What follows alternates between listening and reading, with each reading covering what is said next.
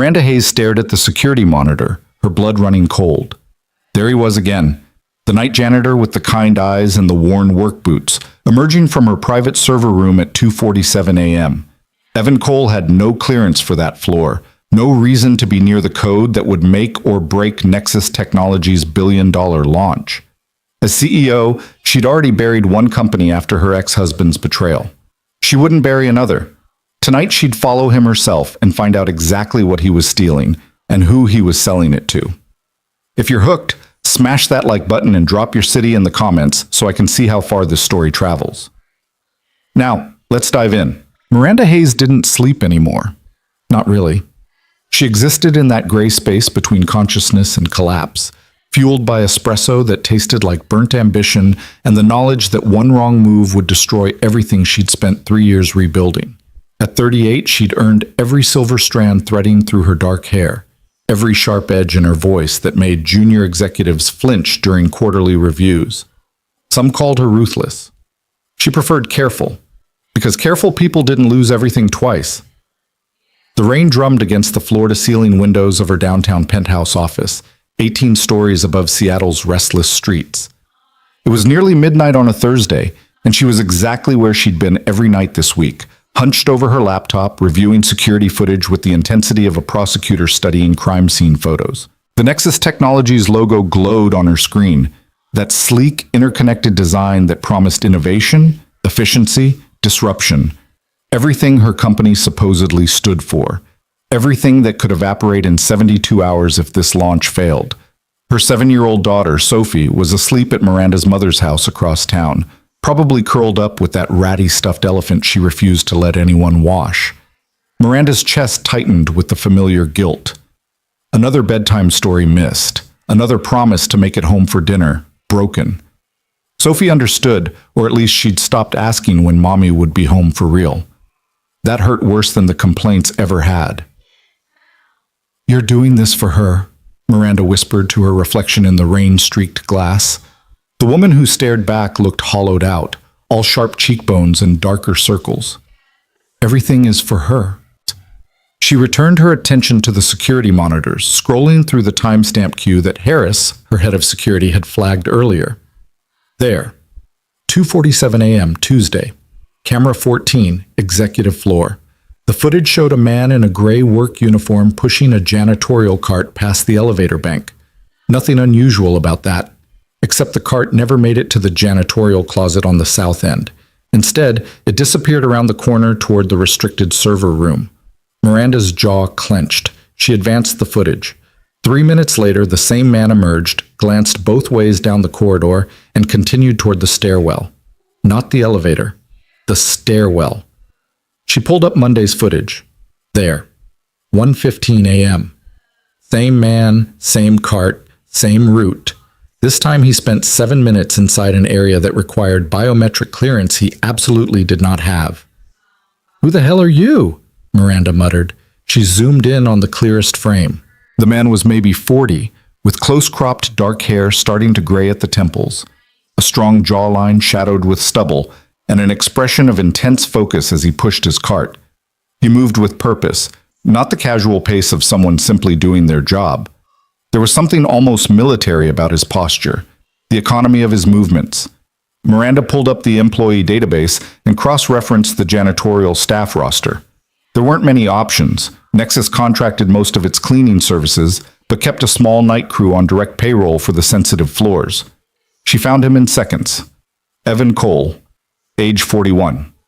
Hired 8 months ago, clean background check. Prior employment, various maintenance and facilities positions across the Seattle area. No red flags, no college degree listed, no technical certifications. But he'd been inside her most secure server room 4 times in the last 2 weeks. Miranda's phone buzzed. A text from Harris. Found something else. Check Friday's footage, R&D wing, 11:47 p.m. Her fingers flew across the keyboard. The R&D wing housed the prototype hardware for the upcoming launch.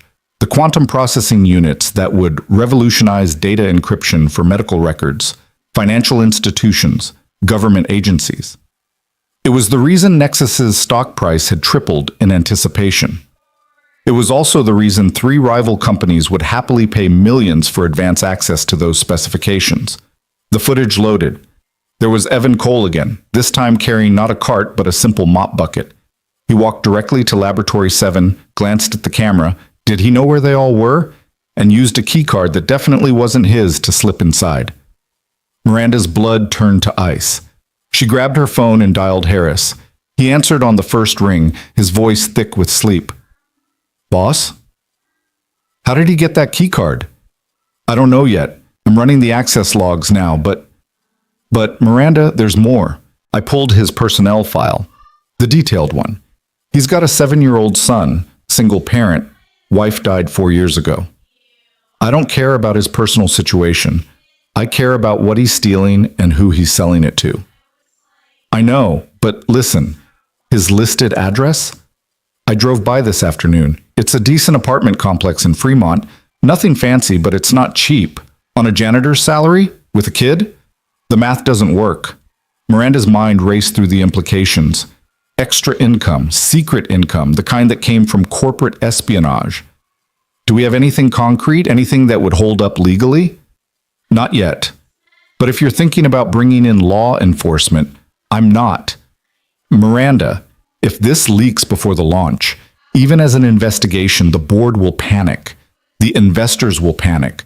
We'll lose the momentum we've spent 3 years building. I need proof first. Real, undeniable proof. Harris was silent for a moment. What are you planning? Miranda stared at the frozen image of Evan Cole on her screen, this man who cleaned her office floors and apparently had access to her company's most valuable secrets. I'm going to follow him, tonight. See where he goes, who he meets. Then I'll know what we're dealing with. That's a bad idea. Let me assign someone. No, this stays between us. If there's a mole inside Nexus, I can't risk tipping them off. I'll take my own car, keep my distance. Just track his location and send it to my phone. Miranda, if this guy is selling to competitors, he could be dangerous. You don't know what... I've dealt with dangerous men before. Her voice went flat, cold. My ex-husband taught me exactly how much damage someone close to you can do. This time, I'm getting ahead of it. She ended the call before Harris could argue further and grabbed her keys. The penthouse felt suffocating suddenly, all that expensive furniture and abstract art that was supposed to signal success. It just looked empty. She thought of Sophie sleeping soundly across town, trusting that her mother was building something secure for their future. That trust was the only thing Miranda had left that felt pure. She wasn't going to let anyone take it away. The Nexus Technologies building occupied an entire block of Seattle's tech corridor, all glass and steel and carefully cultivated greenery that suggested innovation growing wild. At 11:30 p.m., it looked like a glowing monument to productivity, lights still burning in half the windows despite the late hour. Miranda parked her black Mercedes SUV in the shadows across the street, far enough from the main entrance to avoid the reach of the security lights. She'd changed into dark jeans and a charcoal sweater, trading her usual executive armor for something that wouldn't catch attention. Her phone showed a tracking dot. Harris had pulled Evan Cole's real-time location from the building's security system. He was on the 4th floor, maintenance level. Miranda settled in to wait. 43 minutes later, a beat-up silver Honda Civic emerged from the employee parking garage.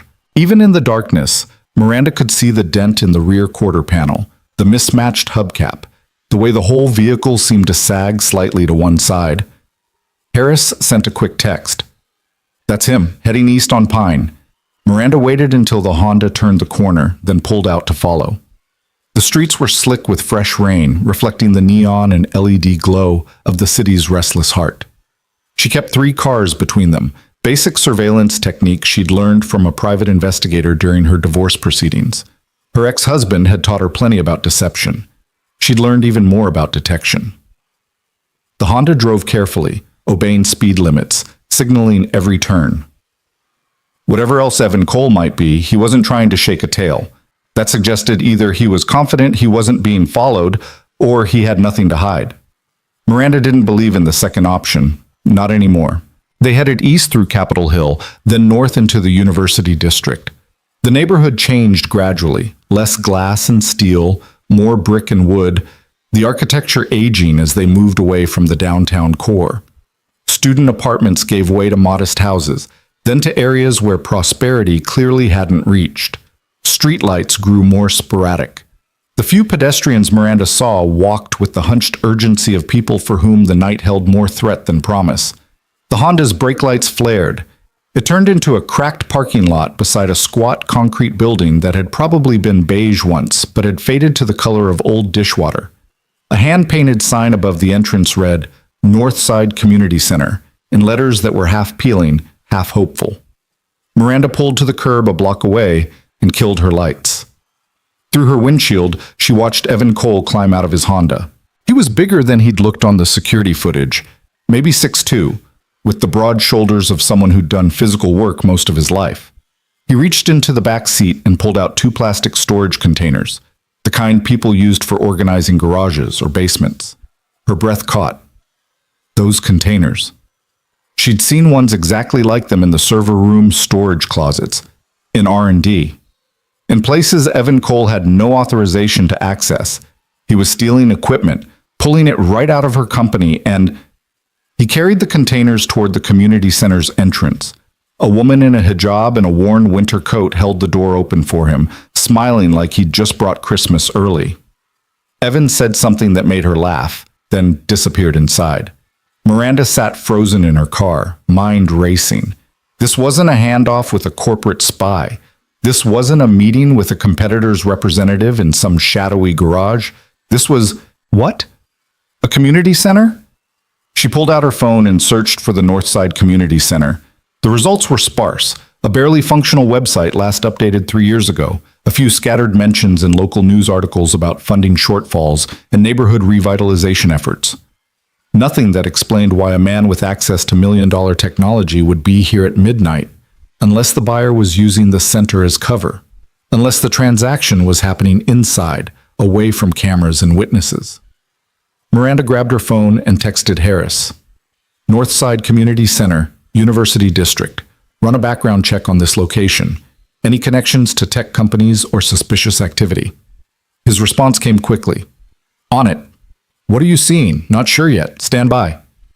She climbed out of her Mercedes and locked it, hyper-aware of how out of place the luxury vehicle looked on this street.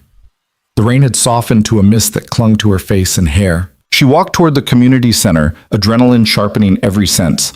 The building's windows glowed with yellow fluorescent light. As she approached, she heard something that stopped her cold. Laughter. Kids' laughter. Miranda pressed herself against the wall beside the entrance and peered through the window. What she saw made no sense at all. The interior was a single large room with cheap tile floors and walls covered in children's artwork and motivational posters. But it was packed, maybe 30 or 40 people, mostly teenagers and young adults, some children. They were sitting at folding tables arranged in rows, and in front of each person was a laptop computer. Not new laptops. Old ones, clearly well used, some with cracked screens or missing keys. But they were running, screens glowing, and every single person in that room was utterly focused. At the front of the room stood Evan Cole. He'd shed his janitor's uniform for jeans and a faded Seattle Seahawks sweatshirt, but it was definitely him. He was gesturing at a projection screen that showed lines of code, his voice carrying through the window, although Miranda couldn't make out the specific words. Whatever he was teaching, the students were riveting. A teenage girl in the front row had her hand raised, practically bouncing in her seat with a question. A boy who couldn't have been more than 10 was typing furiously, tongue caught between his teeth in concentration. Evan crouched beside an older woman struggling with her keyboard, gently guiding her fingers to the correct keys, patient as a saint. The woman's face lit up when whatever she'd been attempting finally worked, and Evan gave her a high five that made her laugh so hard she had to wipe her eyes. Miranda felt her carefully constructed narrative crumbling. This wasn't a handoff. This wasn't a crime. This was... Can I help you? Miranda spun around. The woman in the hijab from earlier stood behind her, arms crossed, expression protective, but not hostile. Up close, she was younger than Miranda had initially thought. Maybe early 30s, with sharp eyes that missed nothing. Miranda's mind went blank. She was a CEO who'd negotiated billion-dollar deals without breaking a sweat, but right now she couldn't string together a coherent lie. I was just... I saw the lights. I didn't know what this place was. The woman's expression softened slightly. We're a coding class. Basic digital literacy, resume building, job skills. Evan volunteers 3 nights a week to teach. Are you interested in enrolling? Evan? The janitor? Something flickered across the woman's face. Surprise, maybe, or recognition. Among other things, I'm Amira Hassan. I run this center, or try to anyway. We're always looking for new students, and volunteers if you have any tech skills. Miranda's phone buzzed in her pocket, but she ignored it. How long has he been teaching here? About 6 months. He walked in one day with a box of old laptops he'd refurbished and asked if we needed a computer teacher. Best thing that's happened to this place in years. Amira's eyes narrowed. Why? Do you know Evan? No, not really. But you're asking about him. Through the window, Miranda watched Evan help a teenage boy debug a section of code, their heads bent together over the laptop screen. The patience in his body language, the way he explained something without making the kid feel stupid, it was the opposite of how she'd imagined a corporate spy would behave. Those computers, Miranda said slowly, where did they come from? Evan refurbishes them, pulls them from recycling centers, repair shops, anywhere he can find equipment that still works but companies throw away. He fixes them up, installs fresh software, brings them here. Some of these kids have never had access to a computer before. He's changing their lives. Miranda's phone buzzed again. She pulled it out and saw 3 texts from Harris. Background on Northside Center. Nonprofit, barely funded, serves low-income neighborhood. No red flags. Evan Cole's financials. He's underwater. Behind on rent, car payment, medical bills from his son's hospital stay last year. No unexplained deposits. Miranda, I don't think he's our leak. I think he's just a guy trying to help. She stared at the messages, then at the scene through the window. The storage containers she'd seen Evan carry inside were now open on a side table. Inside, she could see not stolen technology, but cables, mouse units, power adapters, exactly the kind of miscellaneous equipment that accumulated in every tech company's storage rooms and eventually got thrown away. God, Miranda whispered. Are you okay? Amira asked. I need to go. Miranda turned away, her face burning with shame. I'm sorry for bothering you. Wait, what's your name? But Miranda was already walking fast toward her Mercedes, head down, trying to outpace the realization of what she'd almost done. She'd been so certain, so ready to believe the worst. She'd followed a man who was teaching underprivileged kids how to code, who was giving them opportunities they'd never have otherwise, who was doing it on his own time with salvaged equipment, and she'd suspected him of being a traitor. She reached her car and leaned against it, pressing her palms against her eyes. The rain had picked up again, cold drops sliding down her neck. Her phone rang. Harris. I saw your messages, she said before he could speak. You were right. I was wrong. I'll deal with it tomorrow. Miranda, wait. There's something else. I kept digging into his background, into why he's working as a janitor in the first place. Harris, He used to be one of us. A systems architect, senior level. He worked at Meditech Solutions 15 years ago. His name is all over their early patents for medical data security protocols. The same protocols we licensed as the foundation for our current encryption system. Miranda went very still. What? Evan Cole didn't just work in tech. He helped build the infrastructure our entire company depends on. Then he disappeared from the industry. I can't find any record of him working in technology after 2017. It's like he just quit. People don't just quit that kind of career, not when they're that good. Exactly. So I dug deeper, found some old news articles. In 2017, Meditech was rushing to launch a new patient data management system. Evan was the lead architect. He identified critical security flaws in the code, flaws that could have exposed patient records to hackers. He pushed to delay the launch to fix them. The executives overruled him. They launched anyway. Miranda felt a chill that had nothing to do with the rain. What happened? 6 months later, the system was breached. Thousands of patient records exposed, including HIV status, psychiatric diagnoses, substance abuse treatment history. The lawsuits destroyed Meditech, but before that happened, they needed a scapegoat. Guess who they blamed? Evan. They claimed he'd signed off on the faulty code, produced documentation with his digital signature that he swears was forged. He fought it, but they had better lawyers. By the time the dust settled, he was blacklisted in the industry. No tech company would touch him. His wife, she was a pediatric surgeon, couldn't handle the stress, filed for divorce. Then 6 months later, she was killed in a car accident, left him with a 4-year-old son and a reputation that made him unemployable in the only field he knew. Miranda's legs felt weak. She slid down to sit on the curb, still holding her phone to her ear. So he became a janitor. Took whatever work he could find to support his kid. But Miranda, here's the thing. I accessed Nexus's network logs from the last 2 months. Those times we thought he was in restricted areas. He was accessing our systems, but not to steal anything. He was fixing things, patching security vulnerabilities in our code that our own team missed, optimizing processes that were slowing down our servers. He's been making our systems better, on his own time, without being asked. Why would he do that? I don't know. Maybe he couldn't help himself. Maybe it's like a surgeon who sees someone choking in a restaurant. You don't ignore it just because you're off duty. Miranda thought about Sophie, about the way her daughter's eyes lit up when Miranda explained how computers worked, how information traveled through networks at the speed of light. Sophie wanted to be an engineer someday. She wanted to build things that mattered. What would Miranda tell Sophie if she knew her mother had almost destroyed a man for trying to help? Harris, she said quietly, thank you for digging, for stopping me from making a catastrophic mistake. What are you going to do? I don't know yet, but I'm going to figure out a way to make this right. She ended the call and sat there in the rain, watching the lights of the community center. Inside, Evan Cole was probably still teaching, still patiently showing kids from broken neighborhoods that they could build futures beyond what anyone expected of them. Using equipment he'd salvaged from companies like hers, companies that threw away perfectly good technology rather than finding people who needed it.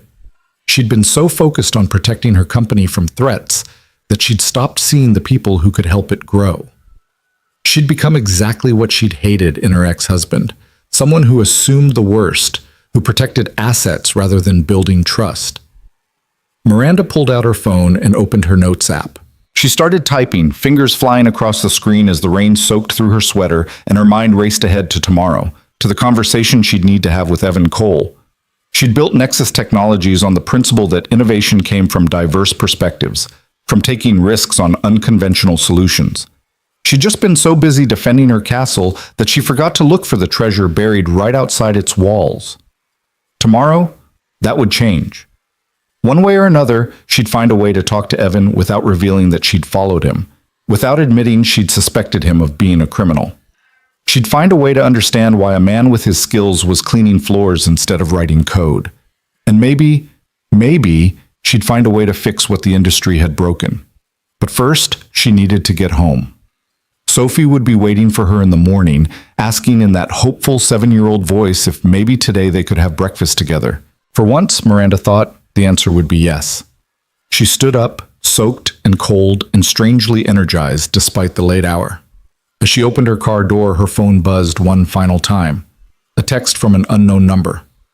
I know you were there. Tomorrow, we should talk. Evan. Miranda's heart stopped. She looked back at the community center, but there was no way to see inside from this angle, no way to know if he was watching her even now. How had he known? The cameras she'd been so careful to avoid? No, not cameras. Instinct. The same instinct that let him identify security flaws no one else could see, that let him read code like poetry, that kept him one step ahead of corporate executives who'd tried to destroy him. He'd known she was there because people like him always knew when they were being hunted. Miranda climbed into her Mercedes, her hands shaking slightly as she started the engine. Tomorrow, she'd talk to him. Tomorrow, she'd figure out what to say to a man she'd wronged before they'd ever met. Tonight, she'd drive home and hold her daughter and remember why she'd started this company in the first place, to build something that mattered, something that helped people, something that would make Sophie proud. She pulled away from the curb and headed back toward the glittering downtown skyline. leaving the community center glowing in her rearview mirror like a lighthouse in a forgotten part of the city. Tomorrow would bring its own complications. Tonight had brought something she hadn't expected. A reminder that the most valuable things were often found in places you weren't looking, carried by people you'd never thought to see. And as Miranda drove through the rain-slicked streets of Seattle, she realized that for the first time in 3 years, she was actually looking forward to going to work in the morning. Because tomorrow, everything would change. Miranda didn't sleep that night. She sat at her kitchen table until dawn, Sophie's soft breathing audible through the baby monitor she probably didn't need anymore but couldn't bring herself to remove. The text from Evan Cole glowed on her phone screen like an accusation. "I know you were there. Tomorrow, we should talk." She'd typed and deleted 17 different responses before finally settling on, "My office." 8 a.m.? His reply came at 6:47 a.m., just as pale light started filtering through her kitchen blinds. "I have to drop my son at school." 9:30. "And not your office. The cafe across the street." Miranda stared at those words, analyzing the power dynamic in his choice. He wasn't coming to her territory. He was setting the terms. "Smart." She typed back, "Fine." Now, at 9:15, she sat in a corner booth at Grind Coffee, the trendy cafe that serviced the morning rush of Nexus employees with overpriced lattes and artisanal pastries. She'd chosen a table with a view of both entrances, old habits from her divorce lawyer's advice about always controlling the space. Her espresso sat untouched, going cold while she rehearsed opening lines in her head. "I owe you an apology. Too weak. I was doing my job as CEO. Too defensive. I know who you are, who you really are. Too aggressive." The bell above the door chimed. Evan Cole walked in, and Miranda's carefully prepared speeches evaporated. In the harsh morning light, he looked different than he had on the security footage or through the rain-streaked windows of the community center. Tired, yes. The lines around his eyes spoke of too many late nights and too much responsibility. But there was something else, a quiet dignity in the way he moved, like a man who'd survived being broken and decided to keep walking anyway. He spotted her immediately. Their eyes met, and Miranda felt something twist in her chest. Not fear exactly, but recognition. She knew that look. She'd seen it in her own mirror after the divorce finalized, after her ex-husband's lawyers had finished eviscerating her in court, after she'd rebuilt herself into someone harder and sharper and lonelier. Evan ordered black coffee at the counter, declined the barista's enthusiastic upselling, and walked to her table. He didn't ask permission to sit, just pulled out the chair and settled across from her, those dark eyes steady and unreadable. "Miss Hayes," he said. His voice was deeper than she'd expected, with a rough edge that suggested too much coffee and not enough rest. "You knew I was there last night." Not a question, an opening. "I saw your car, Mercedes SUV, black, parked in a spot with a clear sightline to the community center entrance. Either you were the world's worst car thief scoping an easy target, or someone was watching me." He took a sip of his coffee. "Given that you're the CEO of the company where I work, the second option seemed more likely." Miranda felt her cheeks heat. "I should explain. You thought I was stealing from Nexus." The bluntness of it stole her breath. Yes. The security footage showed you in restricted areas, areas you had no authorization to access. What was I supposed to think? That maybe there was an explanation that didn't involve corporate espionage?" His tone wasn't angry, exactly, just tired. "Or were you too busy looking for betrayal to consider any other possibility?" The words hit harder than Miranda expected. She set down her cup carefully, buying time. "You're right, I jumped to conclusions, but in my defense, I have reasons to be paranoid, suspicious, unable to trust anyone." Evan leaned back in his chair. "Yeah, I know all about that. Funny how getting destroyed by people you trusted will do that to you." Miranda's eyes narrowed. "You know I had you investigated. Harris isn't as subtle as he thinks. I've been watching security probes into my background for the last 48 hours. Took me about 10 minutes to figure out they were coming from Nexus's internal systems." He smiled, but there was no humor in it. "You want to know the irony? I've been doing the same thing, watching your company's security protocols, monitoring your network traffic, checking for vulnerabilities. The difference is, I was trying to help. Why? The question hung between them. Evan studied her face for a long moment, and Miranda had the uncomfortable sensation of being read like one of his code sequences, analyzed, debugged, understood in ways she didn't want to be. Because I can't help myself, he said finally. You put me in a building full of systems I designed the foundation for. Systems that have been patched and updated by people who don't understand the original architecture. I see the flaws. I see where your security is weak, where your code is inefficient. And he stopped, jaw tightening. I can't just ignore it. Even though the tech industry destroyed you, his eyes flashed. The tech industry didn't destroy me. Cowards in expensive suits destroyed me. Executives who cared more about quarterly earnings than patient safety. There's a difference. Miranda thought about her own expensive suits, her own quarterly earnings reports. Is that why you're working as a janitor? Because you can't get hired anywhere else? I'm working as a janitor because it pays my bills and lets me be there when my son gets home from school, because it's honest work that doesn't require me to compromise my ethics or watch people make dangerous decisions for profit. He paused. And because nobody looks at janitors. We're invisible, which means I can move through your building and fix the things your own engineers are too proud or too rushed to notice. The server room repairs, Miranda said slowly. The optimization protocols. That was you. Well, your quantum processing units were overheating because someone installed them without proper thermal regulation. Your encryption algorithms had a timing vulnerability that would have been exploited the second you went public. Your backup systems were configured in a way that would have failed catastrophically in an actual emergency. Evan's voice remained level, but intensity burned beneath it. I fixed them. All of them. On my own time, without being asked. Why? Miranda asked again, but this time the question meant something different. Because what you're building matters. Medical data encryption, financial security protocols, these aren't just products, they're protections. They're the walls that keep people's most vulnerable information safe. And I spent 4 years watching what happens when those walls fail. His hands tightened around his coffee cup. My wife was a pediatric surgeon.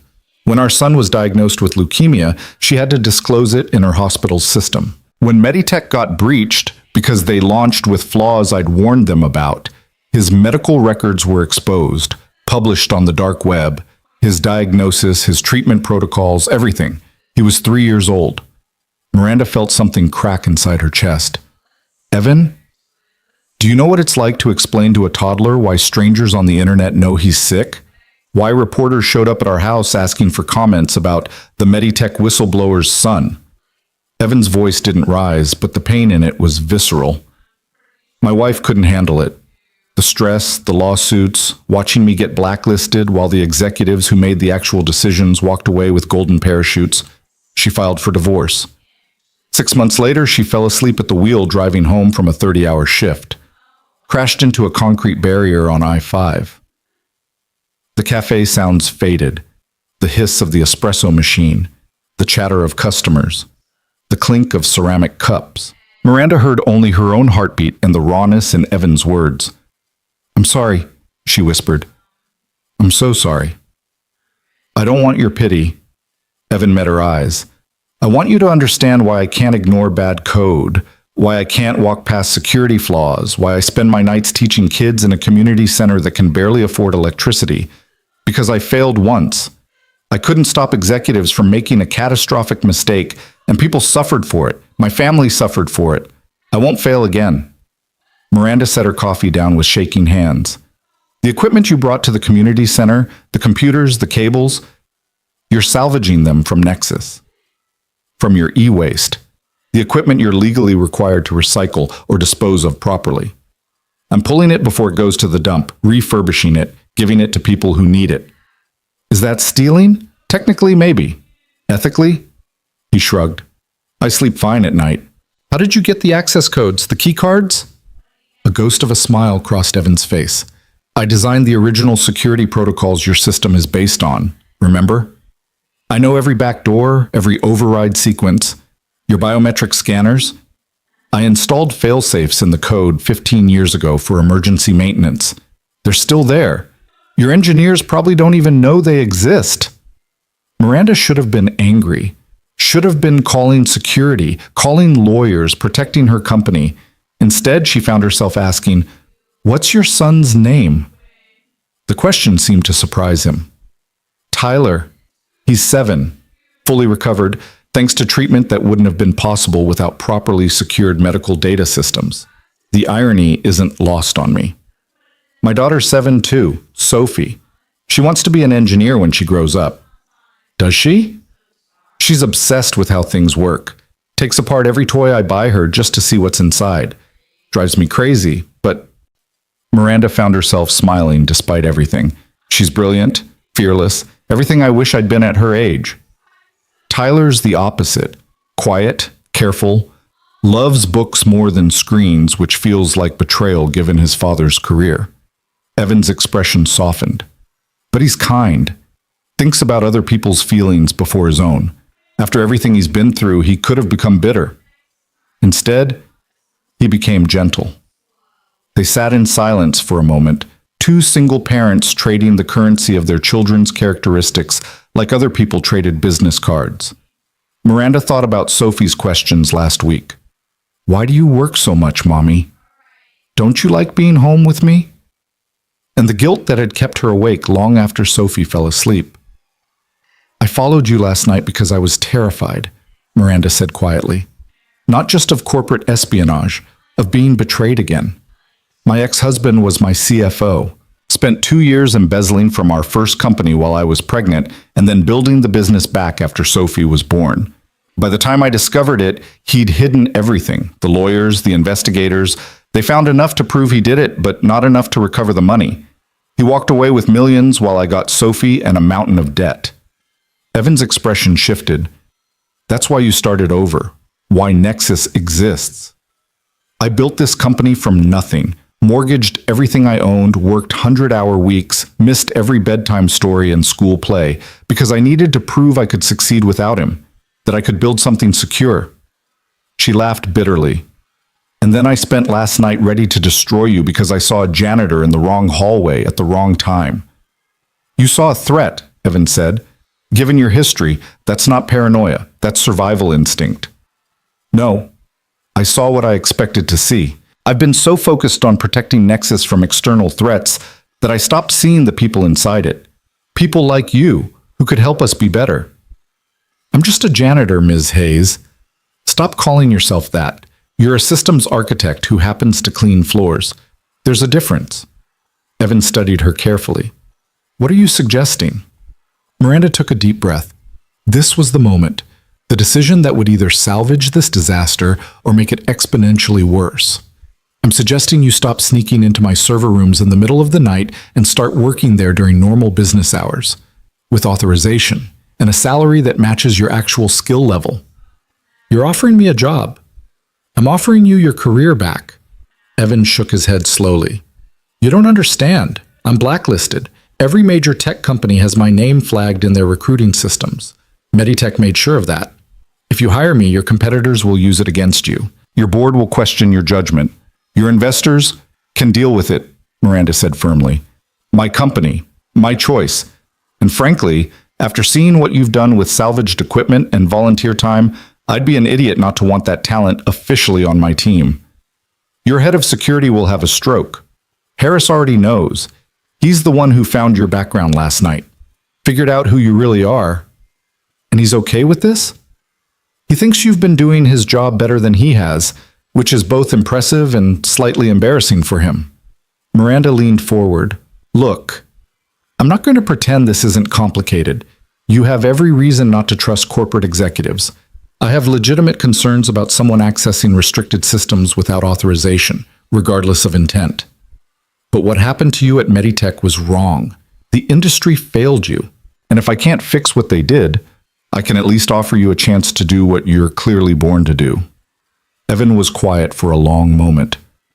What about the community center? The kids I'm teaching? Keep doing it. Hell, I'll support it. Nexus can donate equipment, fund scholarships, create internship programs. You showed me last night that there are brilliant minds being wasted because they don't have access to resources. That's a problem I can actually solve. Why are you doing this?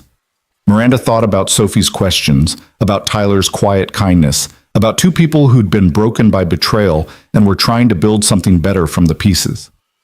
Because I'm tired of being afraid, tired of seeing enemies everywhere. And because maybe, if I can trust someone like you, I can start trusting myself again. The cafe door opened, bringing a gust of cold air and a group of Nexus employees. They glanced at Miranda's table, did double takes recognizing their CEO, then quickly found seats on the opposite side of the room. Even here, she was isolated by her position, always watched, never fully present. There's something else, Evan said. Something I need to tell you before you make this offer official. Miranda's stomach tightened. What? Your quantum processing units, the ones you're launching in 72 hours. They're brilliant, revolutionary. They're also going to fail catastrophically if you launch on schedule. The words hit like ice water. Excuse me? The thermal regulation I fixed? That was a band-aid. The real problem is deeper, in the core architecture. The units will work perfectly for about 6 months. Then the quantum processors will start degrading due to cumulative thermal stress. You'll see data corruption first, then complete system failures. By month 8, every unit you've sold will be bricking itself. Miranda's hands went cold. You're certain? I've spent the last month reverse engineering your prototypes during my night shifts, running simulations, stress testing the protocols. I'm certain. Evan pulled a flash drive from his pocket and set it on the table between them. This contains my full analysis, the failure projections, and 3 possible solutions.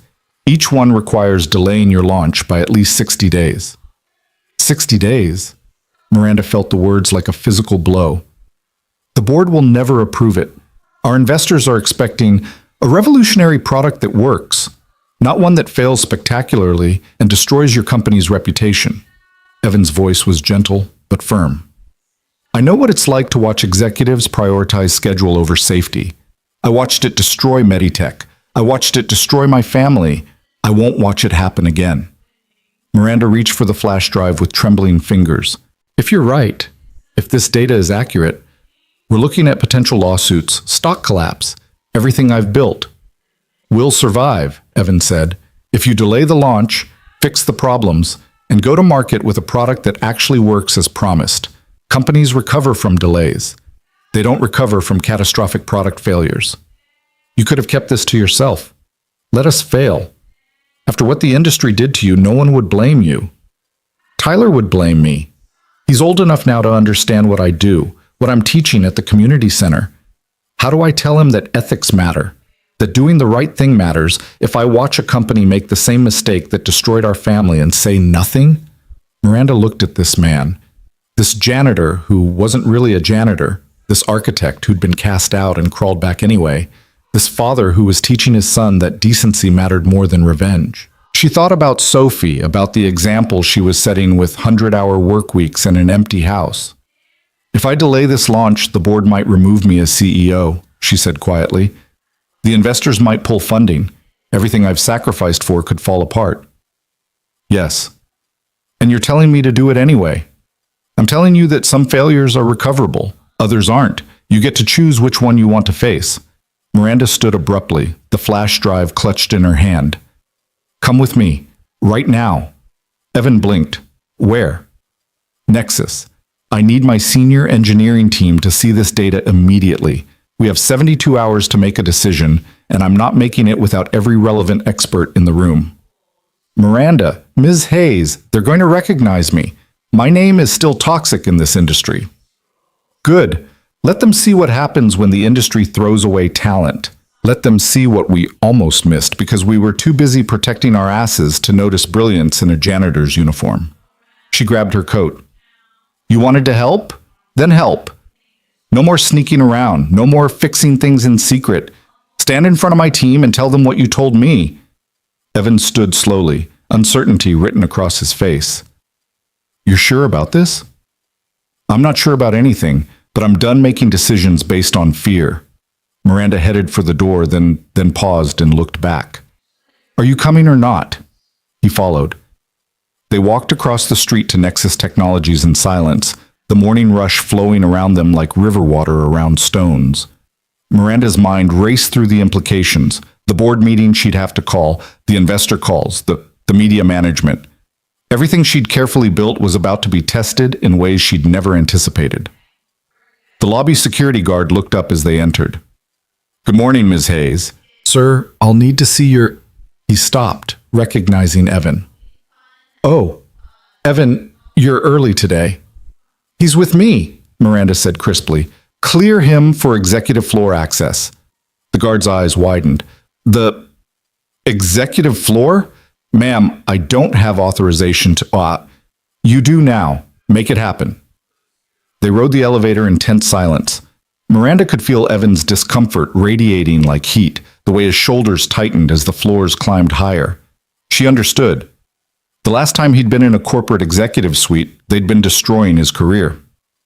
The doors opened on the 18th floor, where floor-to-ceiling windows overlooked Seattle's skyline and abstract art that cost more than Evan probably made in a year decorated the walls. Miranda's assistant, James, looked up from his desk and did a visible double-take at Evan's presence. "Clear my calendar for the rest of the day," Miranda told him. "Get Harris up here. Then I need Robert Chen from engineering, Priya Sharma from R&D, and David Wong from product development. Conference room A in 15 minutes. All of them?" James's voice climbed an octave. "Ms. Hayes, Robert is presenting to the board at— Tell him the board meeting is postponed. This is more important." James's mouth opened, then closed. He'd worked for Miranda long enough to recognize when she was operating on instinct and adrenaline, the dangerous combination that either saved companies or destroyed them.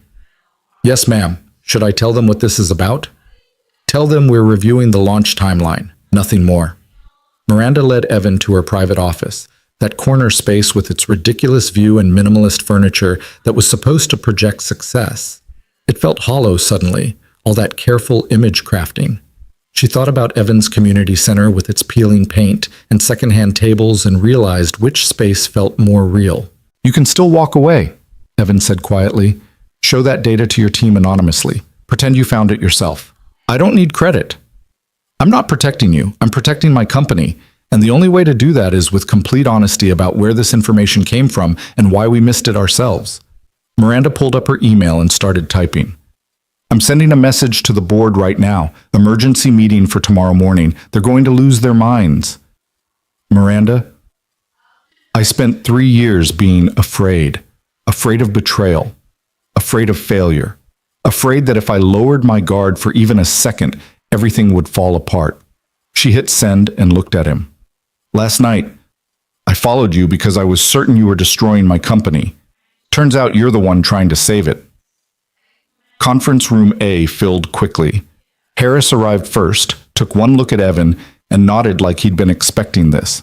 Then came Robert Chen, Nexus's chief engineer, a brilliant MIT graduate who'd been personally recruited by Miranda. His eyes widened when he saw Evan sitting at the conference table like he belonged there. "What's going on?" Robert asked Miranda, his gaze still fixed on Evan. "James said you were reviewing the launch timeline. Why is—" "Sit down," Miranda said. "Everyone, sit." Priya Sharma entered next, her dark hair pulled back in a practical ponytail, tablet in hand. She'd been with Nexus since the beginning, had worked 80-hour weeks to develop the quantum encryption protocols. She stopped dead when she saw Evan. "You," she breathed. "You're Evan Cole."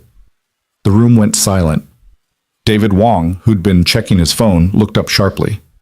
"Evan Cole?" "The Meditech whistleblower," Evan supplied. "Not thief, not saboteur, whistleblower.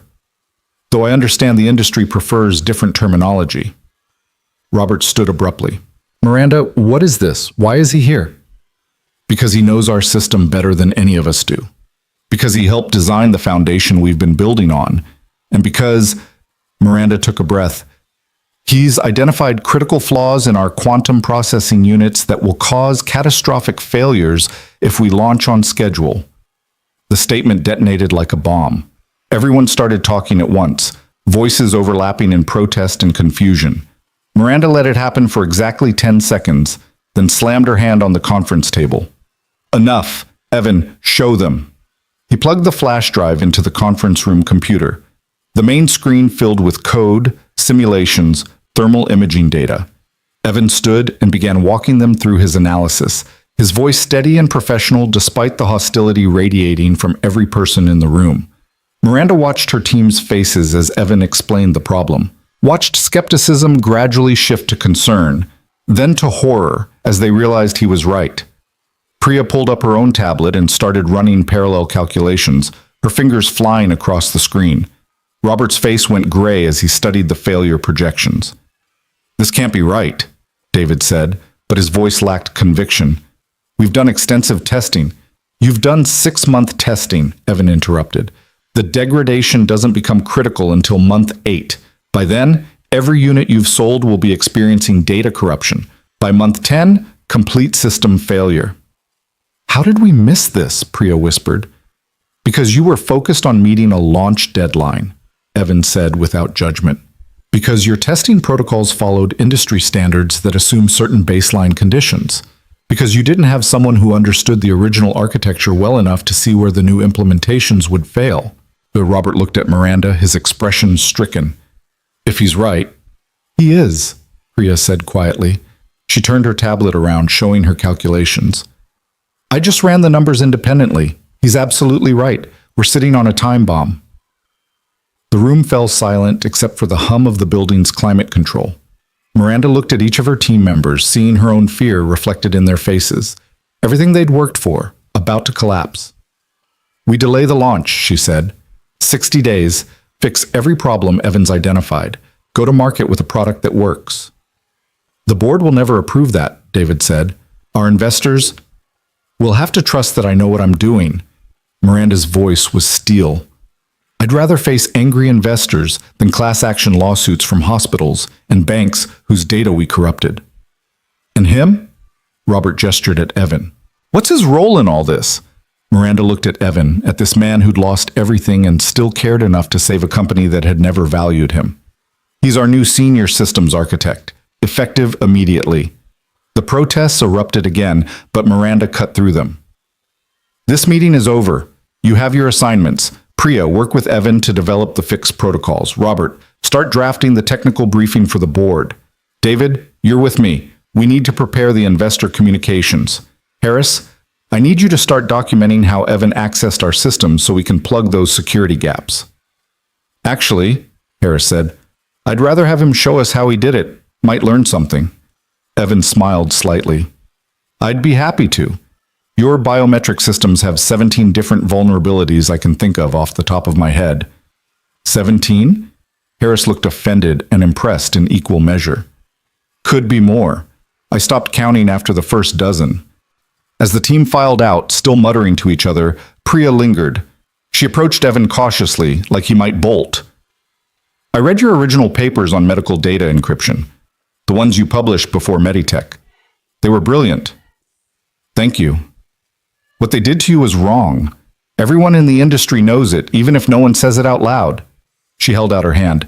"I'm glad you're here." Evan shook her hand, and Miranda saw something shift in his expression. Not quite trust, but the beginning of possibility. After everyone left, Miranda and Evan stood alone in the conference room. Through the windows, Seattle stretched out below them, all that frantic motion and desperate ambition. "I can't believe you just did that," Evan said. "I can't either." Miranda felt lightheaded, like she'd just stepped off a cliff and discovered she could fly. "Tomorrow, I have to convince my board not to fire me. But tonight, I'm going home to have dinner with my daughter for the first time in 2 weeks. She'll like that." "What about Tyler? Does he know what you do at Nexus?" "He knows I clean there. Doesn't know about the other part. I've been trying to protect him from the tech industry after what it did to our family."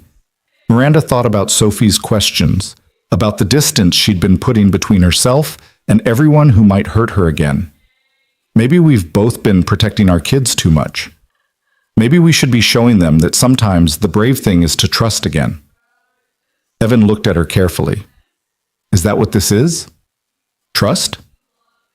"I don't know yet, but I think it might be the beginning of it." Her phone buzzed. A text from James.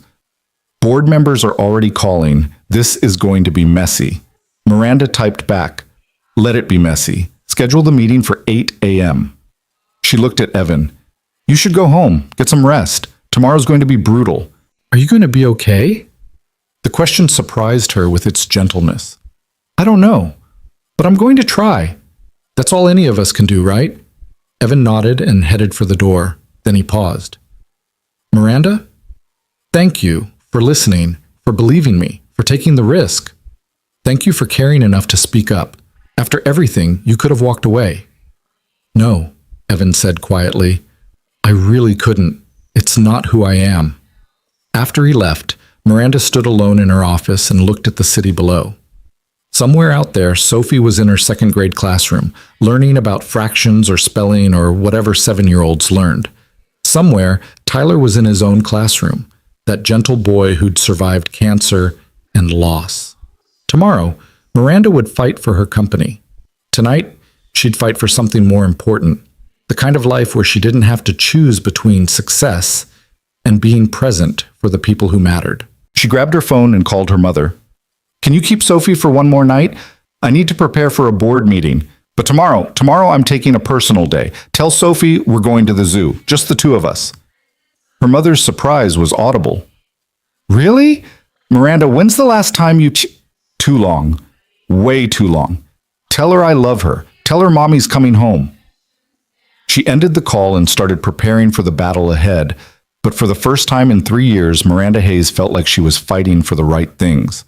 Not just success, not just survival, something better than both. The board meeting started exactly the way Miranda expected, badly. She'd barely finished explaining the 60-day launch delay before Thomas Brightwell, the venture capital partner who'd funded Nexus's Series B round, slammed his leather portfolio on the mahogany table hard enough to make everyone flinch. Absolutely not, he said, his face flushed red above his expensive suit collar. We have contracts, Miranda, commitments to hospitals, financial institutions, government agencies. You can't just, I can and I am. Miranda stood at the head of the conference table, projecting a confidence she didn't entirely feel. Behind her, the presentation screen showed Evan's failure analysis. Those damning thermal degradation curves that proved her flagship product was a disaster waiting to happen. The alternative is launching a product that will catastrophically fail within 8 months, destroying our reputation and exposing us to lawsuits that would bankrupt this company. Based on the analysis of a disgraced janitor? Victoria Chen, the board's CFO appointee, shook her head. Do you understand how this looks? You're throwing away our entire launch strategy because someone with a vendetta against the tech industry told you scary stories about thermal stress. Evan Cole doesn't have a vendetta. He has expertise that none of us possess. Miranda clicked to the next slide, showing Priya's independent verification.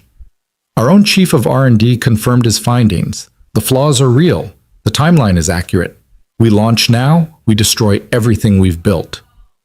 Or we don't launch at all because you've scared away every investor we have, Thomas shot back. I've already received 3 calls this morning from other board members threatening to pull their backing.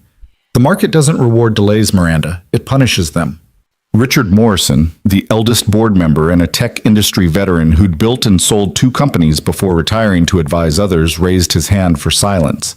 Unlike the others, he'd been studying Evan's data with the careful attention of someone who actually understood code architecture. His silver hair caught the morning light as he leaned back in his chair. I know Evan Cole, he said quietly. Worked with him 15 years ago on a consulting project. Brilliant mind, uncompromising ethics. Meditech destroyed him for being right about their security flaws. Everything he predicted came true 6 months after they forced him out. The room went silent. Thomas's bluster deflated slightly. You're saying we should trust him? I'm saying Miranda is right to listen to him. And I'm saying that if we ignore this warning, we deserve everything that happens to us. Richard looked at Miranda with something like respect. The question isn't whether to delay. It's how we manage the delay without destroying investor confidence. We can't, Victoria said flatly. The moment we announce a delay, our stock price will crater. Competitors will swoop in with their own solutions. We'll lose market position, we'll never recover. Then we don't announce it as a delay, Miranda said. She'd been up until 3 in the morning working through scenarios with David Wong, preparing for exactly this resistance. We announce it as an enhancement. We tell our clients that during final testing, we identified opportunities to improve performance by an additional 30%. We're taking 2 months to implement those improvements because we're committed to delivering the absolute best product possible. That's spin, Thomas said. That's truth. Evan's proposed fixes don't just prevent failures, they actually improve the system's efficiency. We delay the launch, but we deliver something even better than promised. Miranda clicked to another slide showing the projected performance improvements. Our clients don't want the product 2 months early. They want the product that works flawlessly for 20 years. Richard nodded slowly. It could work. We'd need to manage the narrative carefully, keep the technical details confidential, focus on the enhanced capabilities rather than the problems we're fixing. And Cole, Victoria asked, what's his role going forward? Senior Systems Architect. He's already working with Priya's team to implement the fixes. You hired him without board approval? I hired the person most qualified to save this company. If you want to fire me for that, go ahead. But you'll be doing it without the one person who can actually make our launch successful. Miranda met each board member's eyes in turn. I'm not asking permission. I'm informing you of the decision I've made as CEO. You can support it or replace me. Those are your options. The silence stretched like a wire pulled tight. Finally, Richard spoke. I move that we approve Miranda's recommended 60-day delay and enhanced product launch strategy. All in favor? His hand went up. After a long pause, 2 other hands joined his. Thomas and Victoria sat with arms crossed, faces stormy. The vote stood at 3-2, enough to proceed, but hardly a ringing endorsement. Meeting adjourned, Richard said. Miranda, I'd like a word. The others filed out, Thomas making a point of letting the door slam behind him. Richard remained seated, studying Miranda with those sharp eyes that had seen decades of corporate drama play out. You just burned a lot of political capital, he said. Thomas won't forget this. I know. Was it worth it? Miranda thought about Evan's story, about his son's medical records exposed because executives prioritize profits over security, about a wife who died under the crushing weight of consequences that should have fallen on the people actually responsible. Yes, it was worth it. Good. Richard stood and gathered his papers. Because you're right, and being right doesn't always feel good in the moment, but it's the only thing that matters in the long run. Keep me informed on the development progress. And Miranda, be careful with Cole. The industry hasn't forgotten what happened at Meditech. Some people will see his presence here as vindication. Others will see it as you consorting with a traitor. Let them see whatever they want. I'm done making decisions based on other people's opinions. Richard smiled. Now you sound like a real CEO. After he left, Miranda stood alone in the conference room, adrenaline slowly draining from her system. Through the windows, Seattle sparkled in rare November sunshine. All those glass towers full of companies making similar decisions about profit versus principle. She wondered how many of them chose correctly. Her phone buzzed, a text from Evan. How bad was it? She typed back. I still have a job, barely. How's the development going? Priya's team is incredible. We should have the first fix implemented by end of week. Good. Come to my office at 6. We need to talk about next steps. She spent the rest of the day in back-to-back calls with investors, each one a carefully choreographed dance of reassurance and strategic spin. Yes, they were adjusting the timeline. No, there weren't problems, just opportunities for enhancement. Yes, she was confident in the team. No, she couldn't share technical details, but the results would speak for themselves. By 5:30, her voice was hoarse, and her head pounded with the tension headache that had become her constant companion. She was staring at her computer screen, trying to muster the energy to respond to one more email when James knocked on her door. Ms. Hayes, there's someone here to see you. She doesn't have an appointment, but she says it's important. I don't have time for... It's Amira Hassan from the Northside Community Center. Miranda's exhaustion evaporated. Send her in. Amira entered with the same protective wariness Miranda remembered from their first meeting, but now it was tempered with something else. Curiosity, maybe, or cautious hope. She wore a professional blazer over her hijab, carrying herself with the quiet dignity of someone who'd learned to fight for every resource her community received. Ms. Hayes, thank you for seeing me without notice.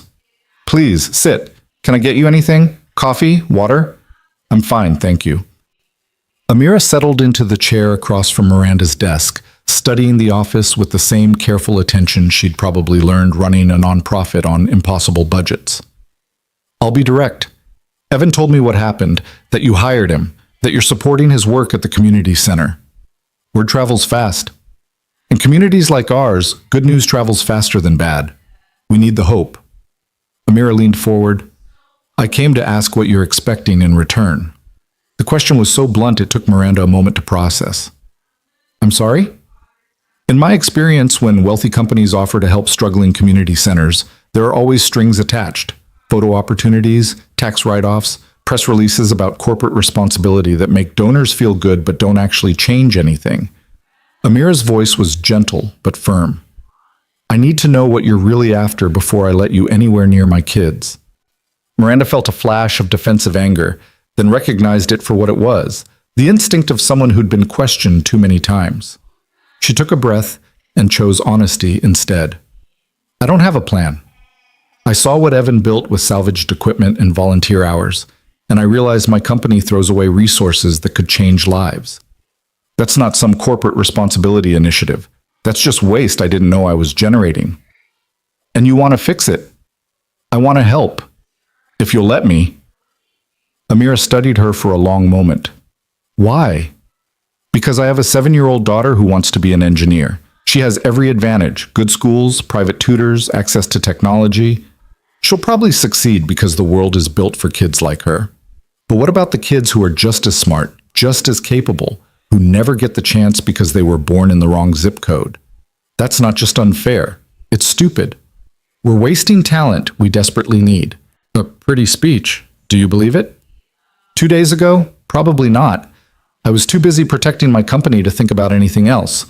But then I followed Evan to your center and saw what's possible when someone actually gives a damn. So yes, I believe it now. Amira's expression softened slightly. Evan talks about you like you're some kind of avenging angel who showed up to save his career. I needed to see for myself if that was true, or if he's just desperate to believe someone in the industry still has integrity. What's your assessment? Honestly, I'm not sure yet, but I'm willing to find out. Amira pulled a folder from her bag and set it on Miranda's desk. This is our current budget, our enrollment numbers, our equipment needs, and our curriculum goals. If you're serious about helping, start by understanding what we actually need instead of what you think we need. Miranda opened the folder and felt her heart sink. The numbers were devastating. A shoestring budget held together with grant applications and bake sales, equipment that was ancient even by salvage standards, waiting lists for every program because they couldn't accommodate demand. And yet somehow, Amira and Evan had built something that worked. This is incredible, Miranda said quietly. What you're doing with these resources is barely enough. I have 50 kids on waiting lists because we don't have computers for them.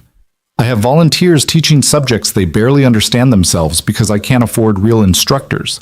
I have parents begging me to offer more classes, more days, more opportunities, and I have to turn them away because our building isn't big enough and our funding isn't stable. Amira's voice carried the weight of every disappointed child, every missed opportunity. So if you want to help, Ms. Hayes, I need real commitment, not a press conference and a one-time donation. Real, sustained support. What would that look like? Equipment donations on a quarterly schedule so we can actually plan our curriculum. Paid internships at Nexus for our advanced students. Professional instructors teaching specialized skills. A guarantee that you won't pull funding the moment it stops being convenient or profitable for your company's image. Miranda thought about her conversation with the board that morning, about Thomas Brightwell's fury and Victoria Chen's skepticism.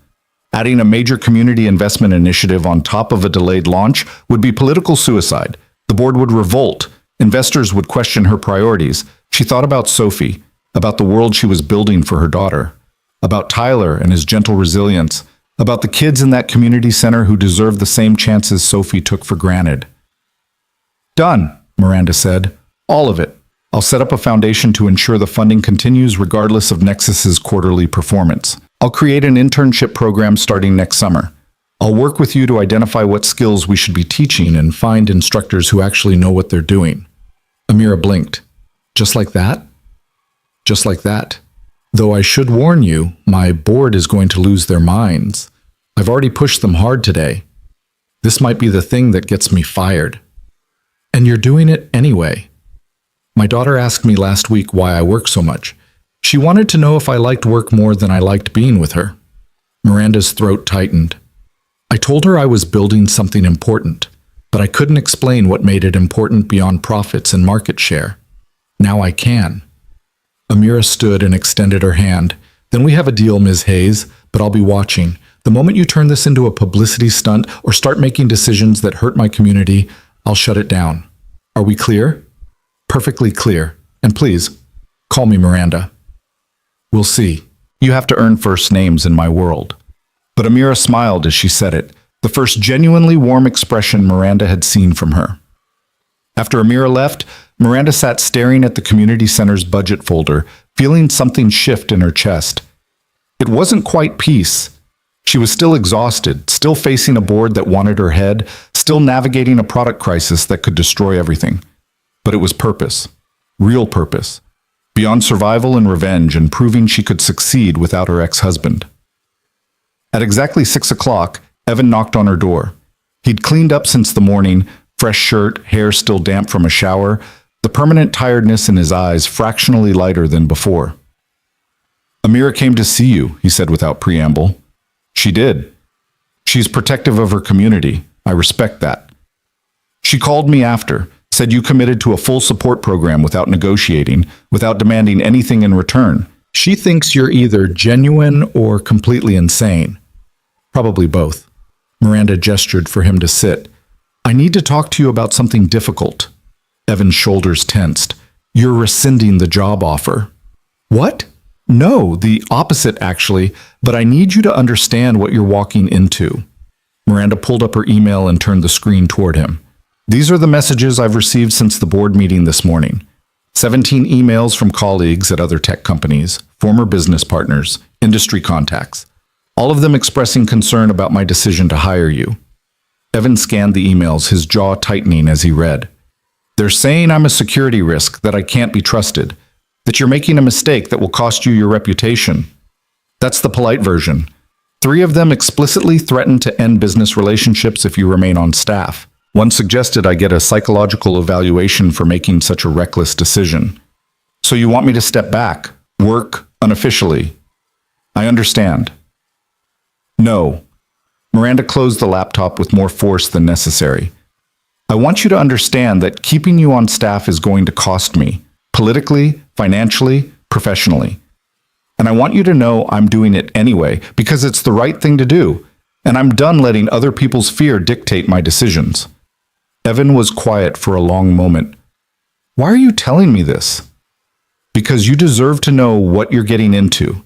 The industry blacklisted you once. They're going to try to do it again, and this time I'll be collateral damage. If you want to walk away, find a quieter position somewhere else, I'd understand. Would you? Miranda met his eyes. No. Honestly, I'd be disappointed, because I think you and I are building something here that matters more than our reputations. But that has to be your choice, not my expectation. Evan stood and walked to the windows, looking out at the city as the sun began to set behind the Olympic Mountains. The light turned everything gold and amber, softening the hard edges of the downtown towers. When he spoke, his voice was barely above a whisper. After Meditech destroyed my career, I spent 2 years applying to every tech company in Seattle. Every single one rejected me without even granting an interview. I was toxic, unemployable.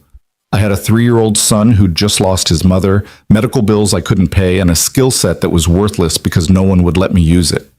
Miranda waited, sensing he needed to say this without interruption. I took the janitor position at Nexus because it was the only job I could get in a building that held the kind of technology I used to create. Every night I'd clean offices where engineers younger than me discussed problems I could solve in my sleep. I'd empty trash cans full of discarded code printouts and want to scream because I could see the errors, the inefficiencies, the vulnerabilities. I was invisible to everyone except the other custodial staff, and some days that invisibility felt like drowning. He turned to face her. You're offering me a chance to breathe again, to be seen for what I can actually do instead of what lies were told about me. So no, I'm not walking away. Not even if the entire industry lines up to condemn us both. Miranda felt tears prick her eyes and blinked them back. Okay then, let's give them something to condemn. Priya says you've made more progress on the fixes in 2 days than her team made in 2 months. Priya's team is excellent. They just needed someone who understood the original architecture. Stop being modest. It's unbecoming. Miranda pulled up a project timeline on her screen. If we're going to hit the 60-day deadline, we need to completely restructure the development workflow. I want you leading the technical implementation. Priya will run project management, but you make the final calls on all architectural decisions. That's going to cause resentment. Her team has been working on this for 3 years. Her team nearly launched a catastrophically flawed product. I think they can handle a little wounded pride in exchange for actually succeeding. Miranda sent him the timeline. I'm also putting you in front of the investors next week. They need to hear directly from you why the delay is necessary and what improvements they can expect. Evan looked like she'd just asked him to jump off a bridge. Miranda, I can't. I'm not good at presentations. I'm an engineer, not a salesman. You taught coding to 40 people in a community center with salvaged equipment and made every single one of them believe they could build a future. You can handle a room full of investors. She softened her voice. I know it's asking a lot, but they need to see who you are, not who the rumors claim you are. And honestly, you're our best argument for why this delay will result in a superior product. What if I freeze up? What if I say the wrong thing and make everything worse? Then I'll jump in and save you. We're a team now, Evan. That means neither of us faces this alone. The words hung in the air between them, meaning more than Miranda had intended. She saw Evan's expression shift, vulnerability flickering across his features before he locked it down. I should get home, he said. Tyler has a science project due tomorrow, and I promised I'd help him build a volcano that actually erupts instead of just fizzing weakly. Miranda smiled. Sophie did the volcano project last year. We ended up with baking soda explosion evidence on the ceiling that I still haven't completely cleaned off. Any advice? Double the containment vessel and do it outside. Trust me. Evan laughed, the sound surprising them both. I'll remember that. Thank you, Miranda, for today, for all of this. Thank you for caring enough to tell me the truth, even when it would have been easier to let us fail. After he left, Miranda finished up a few emails, then grabbed her coat and headed home. For once, she'd actually make it in time for Sophie's bedtime. She was halfway to the parking garage when her phone rang. Harris. Tell me you have good news, she said. Define good. I've been monitoring network traffic like you asked, tracking any unusual access patterns. I found something. Miranda's stomach dropped. What? Someone's been probing our systems from the outside. Sophisticated attacks, testing our security protocols, looking for vulnerabilities. Started about a week ago, right around the time we announced the launch date publicly. Corporate espionage? Looks like it. They're good. Better than most. They haven't breached anything yet, but they're learning our systems, mapping our defenses. I'd say we have maybe 2 weeks before they find a way in. Can you trace them? Working on it. But Miranda, here's the weird part. The attack stopped 48 hours ago, right around the time you brought Evan onto the executive floor. Miranda's mind raced. You think he's involved? I think it's a hell of a coincidence. Either he's connected to these attacks, or someone's been watching him closely enough to know when his status changed at Nexus. Have you talked to him about it? Not yet. Wanted to brief you first. What do you want me to do? Miranda thought about Evan's story. His son's medical records exposed, his wife's death, his years of invisibility and quiet competence. She thought about the look in his eyes when he'd said he wouldn't walk away even if the industry condemned them both. Keep monitoring the attacks, see if they resume.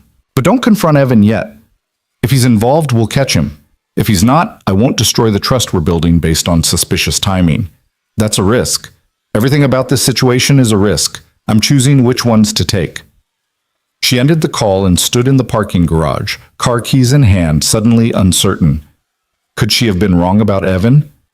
Could he be playing a longer game, earning her trust while undermining her company from within? No. She'd seen his face when he talked about Tyler, heard the pain when he described watching his family destroyed. That wasn't acting. That was a man who'd been broken and was trying to protect others from the same fate. But doubt was insidious. It crept in through cracks she thought she'd sealed, whispered questions she didn't want to ask. She'd trusted her ex-husband too, believed in his loyalty right up until the moment the forensic accountants proved she'd been blind. Miranda got into her car and started driving, but instead of heading home, she found herself turning toward Fremont, toward the address Harris had flagged as Evan's apartment. She needed to see him in his natural environment, needed to confirm that everything he'd told her was real. The apartment complex was modest but well-maintained, the kind of place where young professionals and small families lived paycheck to paycheck, but still managed to keep their dignity intact. Miranda parked across the street and sat watching the building, feeling like a stalker. What was she doing? What did she expect to find? Movement caught her eye. Evan emerged from the building's entrance with Tyler beside him, a small boy with Evan's dark hair and his mother's delicate features, carrying a poster board that was clearly the science project. They walked to Evan's beat-up Honda, and Miranda watched as Evan carefully helped Tyler secure the poster board in the back seat, making sure it wouldn't get damaged during the drive. Then Tyler said something that made Evan laugh, and Evan ruffled the boy's hair with such obvious affection that Miranda felt her chest tighten. This was real. The love, the normalcy, the careful way Evan balanced being a father with being a survivor of corporate warfare. You couldn't fake that. She started her car and drove away before they could notice her, feeling guilty for doubting and grateful for the confirmation. Whatever was happening with the security breaches, Evan wasn't behind it. She'd bet everything she'd built on that certainty. Miranda made it home by 8:30. Her mother answered the door with Sophie in her arms, the girl's eyes fighting sleep but lighting up when she saw Miranda. "Mommy, Grandma said you might come home tonight, but I didn't believe her because you never come home before bedtime anymore." The words were innocent, but they cut like knives. Miranda took Sophie from her mother's arms and held her tight, breathing in the scent of children's shampoo and the grape juice Sophie loved. "I know, baby. I'm sorry. But things are going to change now, okay? Mommy's going to be home more." "Really, truly?" "Really, truly. In fact, tomorrow you and I are going to the zoo. Just us." Sophie pulled back to look at her with suspicious hope. "Tomorrow's a school day." "I'm taking the day off. We both are. We're going to see the tigers and the elephants and eat overpriced ice cream." "Is this for real, or are you just saying it?" Miranda kissed her daughter's forehead. "It's for real. I promise." After Sophie finally fell asleep in her own bed, Miranda's mother made tea and they sat in the kitchen like they had when Miranda was young and overwhelmed by high school drama that felt world-ending. "You look different," her mother said. "Exhausted still, but different somehow. I hired someone this week, someone the industry says I shouldn't trust." "Are they right?" "No, but I spent tonight doubting myself anyway because trusting people hasn't worked out well for me lately." Her mother reached across the table and took Miranda's hand. "Your ex-husband was a con artist who targeted your trust deliberately. That doesn't mean everyone is. Sometimes people are exactly who they appear to be, broken, trying, deserving of a chance." "When did you get so wise?" "Around the same time I watched my daughter rebuild her life from nothing while raising a child alone." "You've earned the right to take risks, Miranda. You've earned the right to believe in people again." Miranda squeezed her mother's hand and thought about Evan, about the community center, about the choice she'd made to delay the launch, and damn the consequences. Her mother was right. She'd been playing defense for so long she'd forgotten how to build anything that wasn't a wall. Tomorrow, she'd take Sophie to the zoo. Next week, she'd put Evan in front of the investors and dare them to see past the lies they'd been told. Next month, she'd launch a product that actually worked, built by a team that understood the difference between moving fast and moving carefully. And somewhere in all of that, maybe she'd figure out how to be more than just a CEO, more than just a survivor, more than just someone who'd learned not to trust. Maybe she'd figure out how to be someone who built things that mattered with people who believed in the same values. Someone Sophie would be proud of when she was old enough to understand what her mother had chosen to fight for. It wouldn't be easy. The board was already turning against her. Investors were nervous. The industry was watching, waiting for her to fail so they could say they'd been right about Evan Cole all along. But for the first time in 3 years, Miranda Hayes felt like she was fighting the right battles. And win or lose, that had to count for something. The zoo day with Sophie turned out to be exactly what Miranda needed. 6 hours of her daughter's endless questions about why elephants had trunks and whether penguins ever got cold, punctuated by sticky fingers from cotton candy and a minor meltdown when the tigers were sleeping instead of prowling. Normal problems. Human problems. The kind that had nothing to do with board meetings or product launches or men who'd been destroyed by an industry that should have protected them. But reality crashed back the moment Miranda checked her phone during Sophie's bathroom break. 17 missed calls, 43 emails, 3 urgent texts from Harris that made her blood run cold. They're back. The attacks. More aggressive than before. Evans in the building showed up at midnight last night. Security footage shows him accessing systems he shouldn't have clearance for. Miranda, we need to talk. Now. Her hand shook as she typed back. On my way. Give me an hour. Sophie emerged from the bathroom, face glowing with happiness. Mommy, can we see the gorillas now? Please? Miranda crouched down to her daughter's level, forcing her voice steady. I'm so sorry, sweetie. Mommy has to go to work for a little while. Grandma's going to come pick you up and you can finish the zoo with her, okay? The light in Sophie's eyes dimmed. But you promised. You said today was just for us. I know I did. And I'm so sorry, but something important came up and I have to... You always have to go to work. You always break your promises. Sophie's voice rose, drawing looks from other parents. I hate Nexus. I hate your stupid job. The words hit harder than any board criticism ever had. Miranda pulled Sophie into a hug despite the girl's resistance. You're right. I keep breaking promises and that's not fair to you, but I'm trying to fix something really important right now, something that affects a lot of people. Can you be patient with me just a little longer? No, I want you to stay. Sophie was crying now, hot tears soaking into Miranda's shirt. Why is work always more important than me?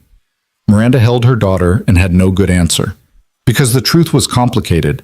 She was trying to build something secure for Sophie's future, trying to prove she could succeed, trying to help people like Evan who'd been crushed by the same system that had nearly destroyed her. But 7-year-olds didn't understand noble motivations. They understood presence and absence, promises kept and promises broken. I love you more than anything in the world, Miranda whispered, and I'm going to do better. I promise. You always promise. Her mother arrived 20 minutes later, reading the situation instantly. She took Sophie's hand and gave Miranda a look that said, fix this, whatever it is, and then come home and be a mother. Miranda drove back to Nexus with Sophie's words echoing in her head, mixing with her own doubts about Evan, about trust, about whether she was fighting the right battles or just creating new disasters. Harris met her in the lobby, his usually calm demeanor cracked with tension. Conference room C. I've got everything pulled up. The security footage was damning. There was Evan at 11:47 p.m. using a keycard that should have been deactivated, accessing the server room that housed their most sensitive development code. He stayed for 47 minutes. When he emerged, he was carrying a laptop that wasn't his standard equipment. Where is he now? Miranda asked. R&D lab.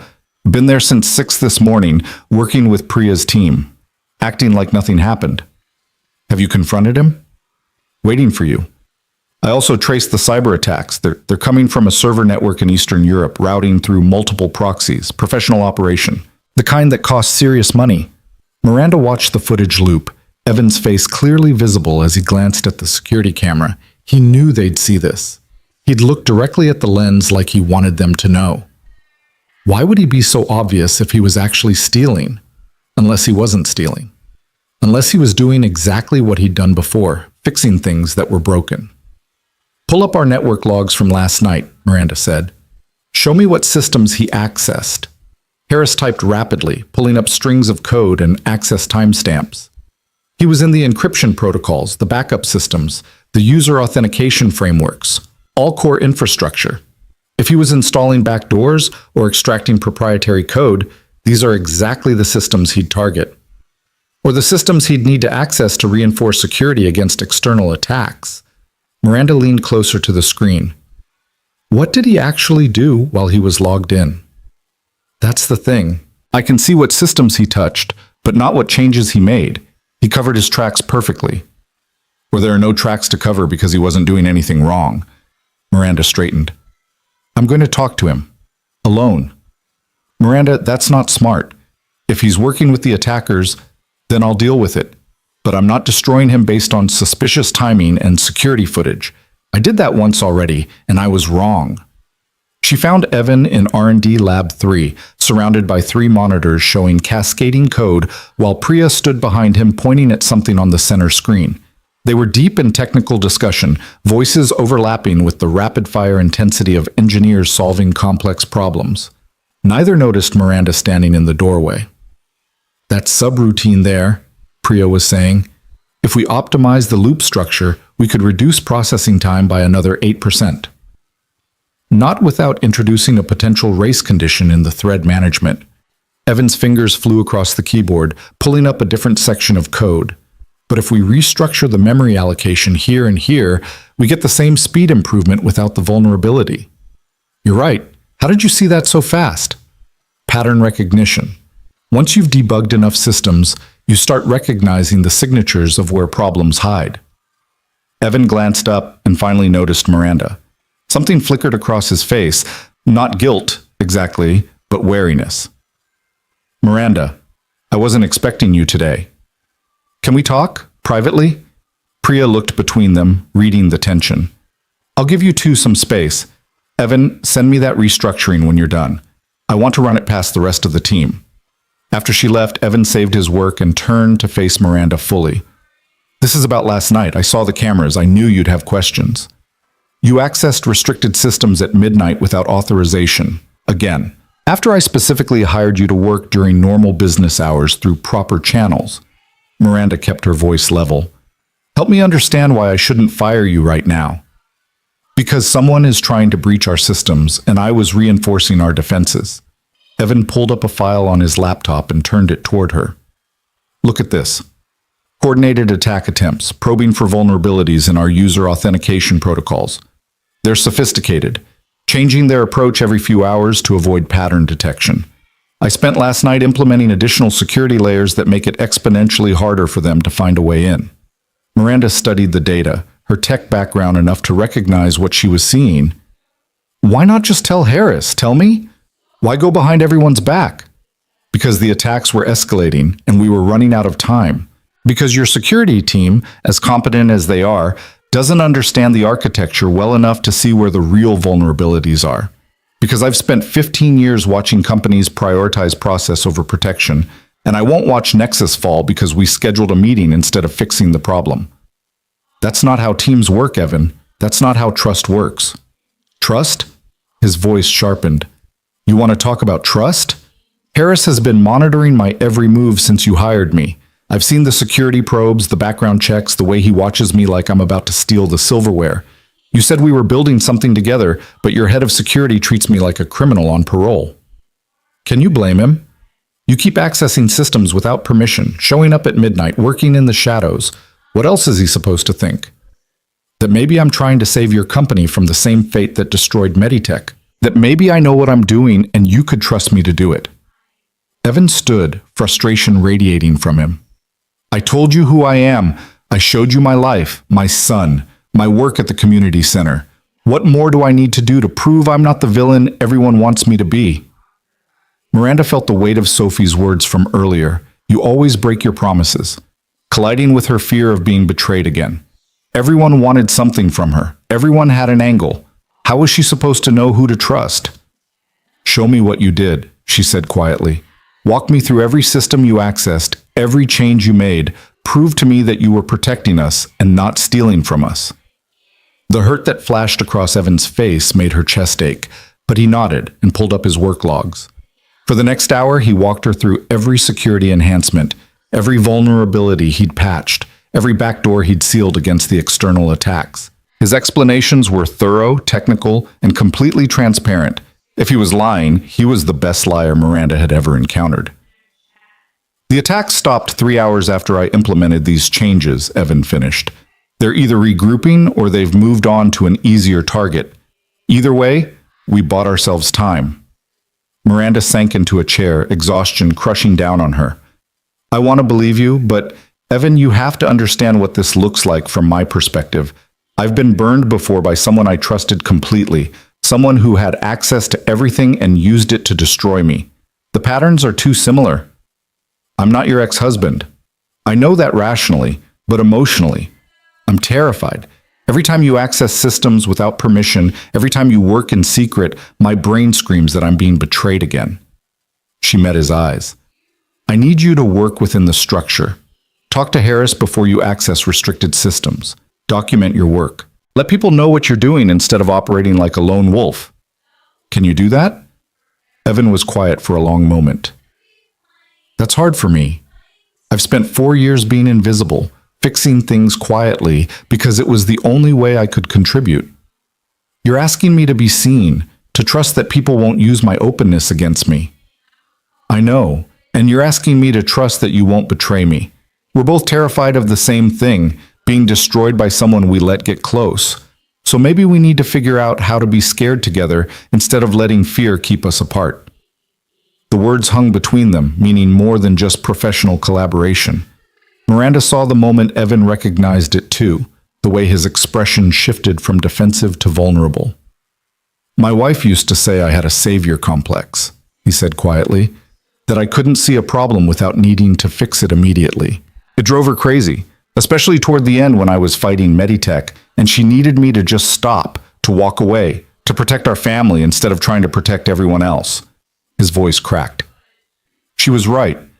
My need to fix things cost me my marriage and indirectly cost her life. And I still can't stop doing it. That's not a flaw, Evan. That's who you are.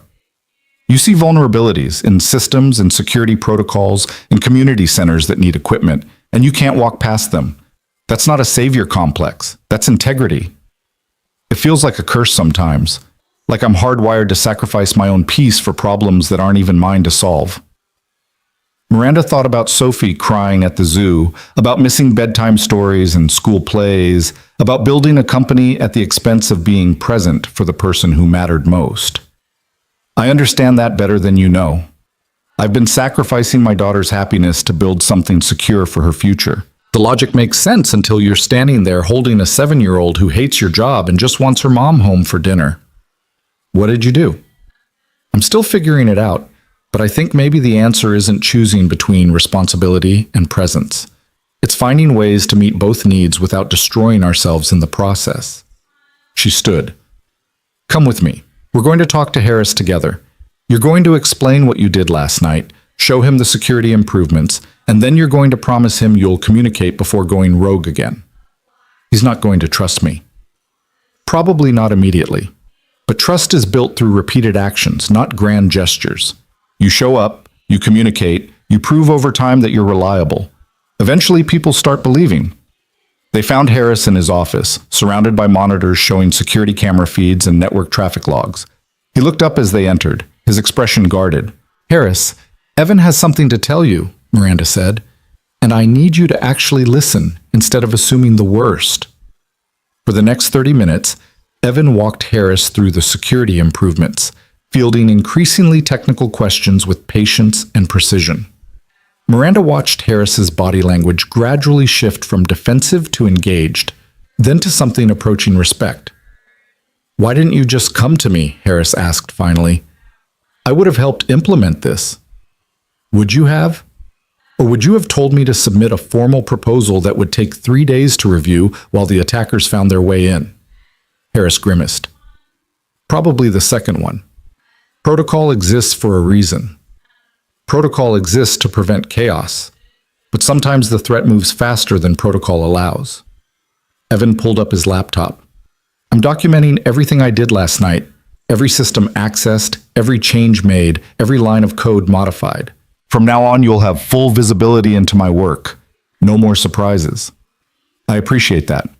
And Evan, these security improvements are brilliant, legitimately brilliant. If you'd come to me first, I would have championed them immediately. Then I apologize for not trusting that. I'm used to being dismissed. I've been treating you like a threat instead of a resource. That's on me. Harris extended his hand. Clean slate? Evan shook it. Clean slate. After they left Harris's office, Miranda walked with Evan toward the elevator. The afternoon sun streamed through the building's glass walls, painting everything in warm gold light. Nexus employees bustled past, caught up in their own urgent tasks, barely noticing the CEO and the former janitor moving through their space. Thank you, Evan said, for believing me, for not firing me. Thank you for being patient while I work through my trust issues. I know it's not fair to you. We're both carrying damage from what other people did to us. That's not weakness. That's just being human. They reached the elevator, but neither pressed the call button. Miranda found herself not quite ready to let the conversation end, to return to the mountain of work waiting in her office. Tyler's science project, she said. How did the volcano turn out? Evan laughed. We followed your advice and did it outside. Good thing, too. The eruption was way more enthusiastic than we expected. Baking soda and vinegar everywhere. Tyler was thrilled. The neighbor's cat was less impressed. Sophie's teacher sent home a note suggesting we practice our experiments with more restraint. I'm pretty sure we're on some kind of list now. The troublemaker parents list. I'm honored to be in such distinguished company. They smiled at each other, and Miranda felt something warm unfurl in her chest. Not attraction exactly, though she'd have to be dead not to notice that Evan was handsome when he wasn't buried under janitor coveralls and exhaustion. But more than that, recognition. The sense of finding someone who understood the specific weight of single parenthood, combined with professional pressure, combined with trying to rebuild from devastation. The elevator arrived with a soft chime. They stepped inside, and Miranda pressed the button for the executive floor while Evan selected R&D. Your daughter's right to be angry at you, Evan said as the elevator started moving. Tyler went through the same thing after his mother died. I was drowning in grief and financial stress, taking every shift I could find, and he was essentially raising himself. He never complained, but I could see it in his eyes, this quiet loneliness, this sense of being abandoned by the one parent he had left. What did you do? Started saying no to extra shifts, started being present even when I was exhausted, started teaching at the community center partly so Tyler could see me as someone who did more than just work minimum wage jobs. Evan's voice softened. He needed to know he mattered more than my fear of ending up homeless. And you know what? Once I started prioritizing him, the financial stress didn't disappear, but it stopped feeling insurmountable, because I had someone worth living for instead of just surviving for. The elevator stopped at R&D. Before the doors opened, Evan turned to Miranda. You're building something important here, but Sophie's only 7 once. You can't get these years back. I know. Do you? Because I lost years with Tyler that I'll never recover. Years when he needed his father and got a ghost instead. Don't make my mistakes, Miranda. Don't wake up 5 years from now and realize you sacrificed the wrong things. The doors opened and Evan stepped out, leaving Miranda alone with his words echoing in the small space. She rode up to the executive floor feeling hollowed out, like someone had reached inside and rearranged her priorities without permission. James looked up as she passed his desk. Ms. Hayes, the board wants an update on the development timeline. They're getting nervous about the delay announcement going public. Schedule a call for tomorrow morning. I'm leaving early today. You have the investor meeting at 4. Reschedule it. I have something more important. She grabbed her bag and left before James could protest further. On the drive to Sophie's school, Miranda made a series of calls that would have seemed insane 2 weeks ago. She canceled the rest of her afternoon meetings. She told James to block off every weekday from 3 to 6 p.m. for the foreseeable future. She called her mother and said she'd be picking Sophie up from school herself, starting today and continuing every day unless a genuine emergency prevented it. What's happening? Her mother asked, concern threading through her voice. Are you okay? I'm trying to be. I'm trying to be the mother Sophie deserves instead of the CEO I think I need to be. Those things don't have to be mutually exclusive, but I've been pretending they do because it's easier to hide behind work than face how much I've been failing at the personal stuff. You haven't been failing, honey. You've been surviving. Maybe, but I'm done just surviving. I want to actually live again. Miranda arrived at Sophie's school 10 minutes before dismissal, joining the cluster of parents waiting outside the kindergarten entrance. Some of them recognized her. She'd made it to exactly 2 PTA meetings in the last year and looked surprised to see her there on a regular Tuesday. Miranda ignored their stares and watched the door, heart pounding with nervous anticipation. When Sophie emerged, chattering with a friend about something that had happened at recess, her eyes went wide seeing Miranda there. For a moment, she just stared, like she was afraid this was a dream that would disappear if she moved too fast. Then she ran, backpack bouncing, and threw herself into Miranda's arms. "You came! You really came!" "I really did. And I'm going to come every day from now on. I promise." "But you always break your promises." "Not this time. This time I'm choosing you first, always." Miranda held her daughter tight, breathing in that distinctive little kid smell of playground dirt and innocence. "How would you feel about getting ice cream on the way home? Not because it's a special occasion, just because it's Tuesday and we can." Sophie pulled back, studying her mother's face with the intense scrutiny only children could manage. "Are you dying?" Miranda laughed despite the tears threatening. "No, baby, I'm not dying. I'm just finally starting to live." They got ice cream, chocolate chip for Sophie, mint chocolate for Miranda, and sat in the shop talking about nothing important. Sophie's teacher was funny. Her friend Emma had brought in a lizard for show and tell. The lunch lady let them have extra tater tots.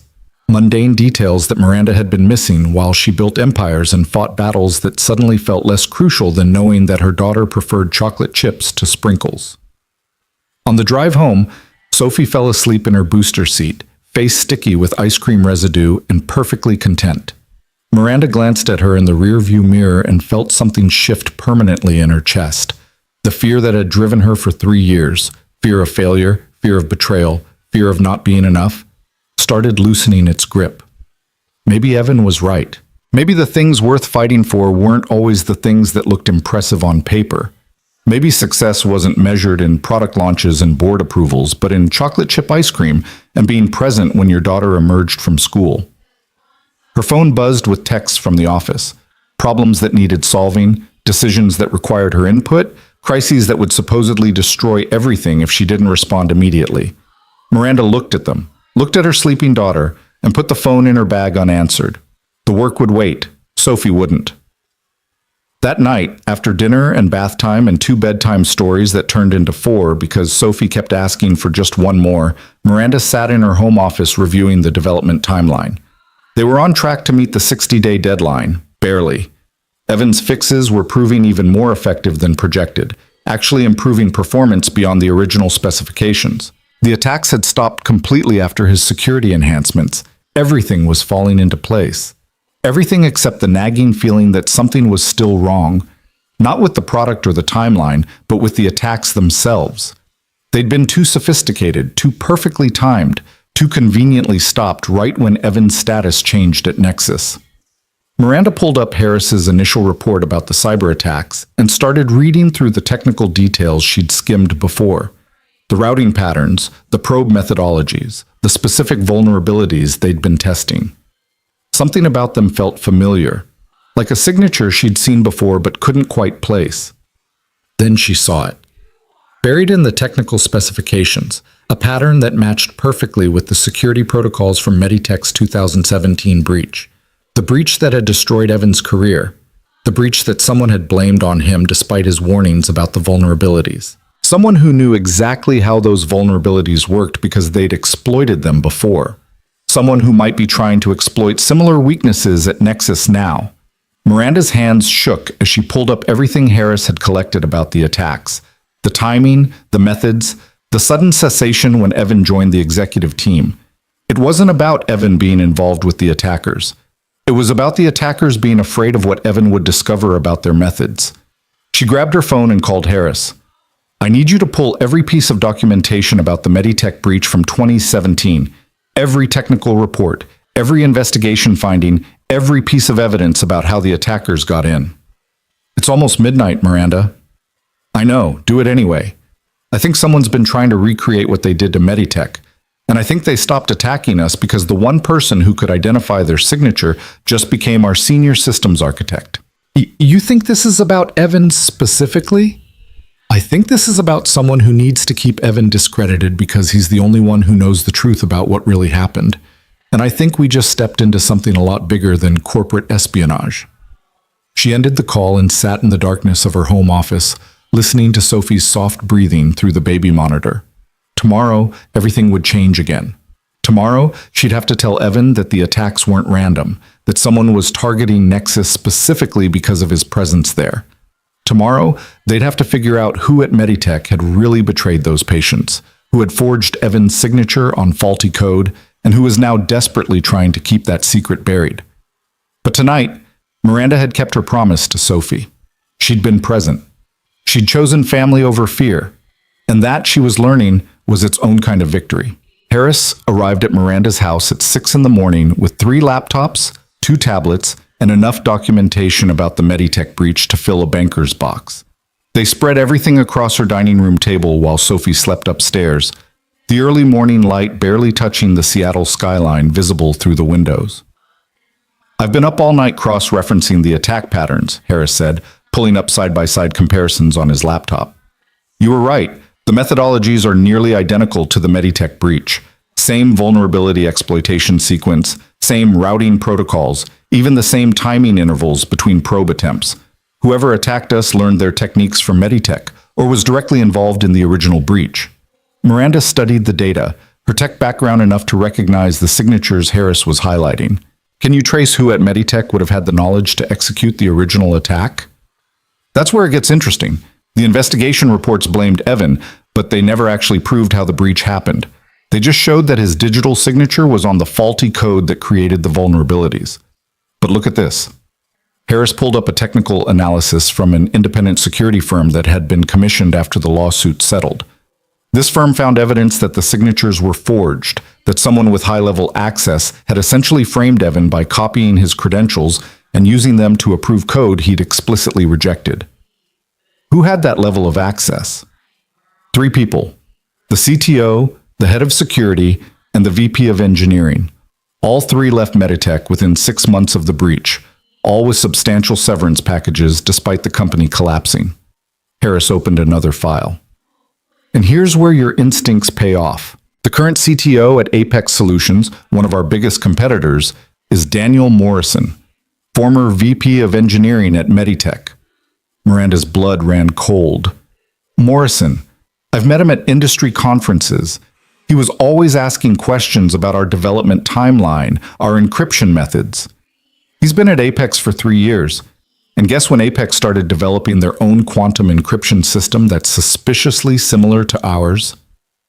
Right after we announced our launch date, Miranda sank into a chair, pieces falling into place. He's been stealing from us, using the same methods he used to destroy Meditech, except this time he's not just covering up his mistakes, he's actively trying to profit from them. There's more. I tracked the server networks the attacks came from. They're owned by a shell company based in Delaware. That company has exactly 1 investor listed in the public filings. Harris turned his laptop toward her. Apex Solutions. They're not even hiding it well. They don't need to. Without Evan, we'd never have recognized the attack signature. We'd never have connected it back to Meditech.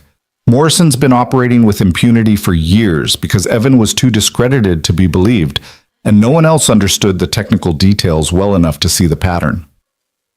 Miranda thought about Evan's story, about his wife's death and his son's exposed medical records, about 4 years of working as a janitor because an entire industry believed lies over truth.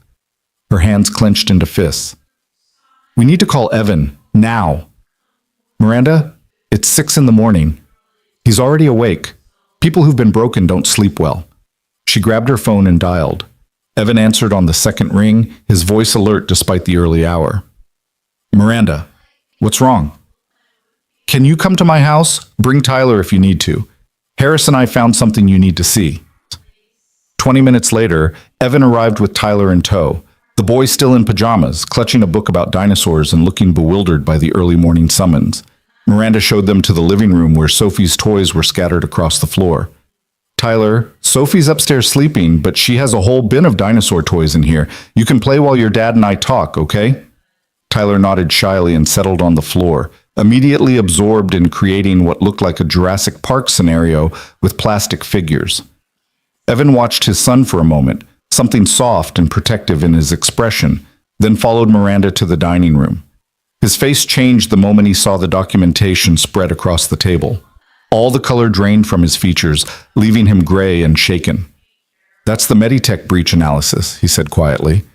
"I haven't seen these reports since the lawsuits. Where did you—" "Sit down," Miranda said gently. "Harris, show him what you found." For the next hour, They walked Evan through the connections, the attack patterns, the forged signatures, Morrison's current position at Apex, the shell company funding the cyber attacks. Evan sat absolutely still, his hands flat on the table, knuckles white with tension. When Harris finished, the silence stretched like a pulled wire about to snap. "He destroyed my life," Evan finally said, his voice barely above a whisper. "Morrison. He was the one who pushed to launch Meditech's system despite my warnings. When it failed, he forged my signature on the approval documents and fed me to the lawyers like bait. I lost everything, my career, my reputation, my marriage. My wife died thinking I was the kind of man who would compromise patient safety for a paycheck." His voice cracked. "And he's been profiting from it ever since." Miranda reached across the table and took his hand. "We're going to stop him. We're going to prove what he did, and we're going to make sure he can't hurt anyone else." "How?" "I tried to prove it 4 years ago. I had lawyers, investigators, forensic analysts. They found enough to suggest the signatures were forged, but not enough to prove Morrison did it. He covered his tracks too well. 4 years ago, you were fighting alone. This time, you have Nexus's resources behind you.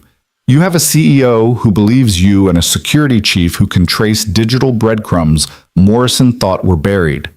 Miranda squeezed his hand. "This time, we're fighting together." Harris pulled up another file.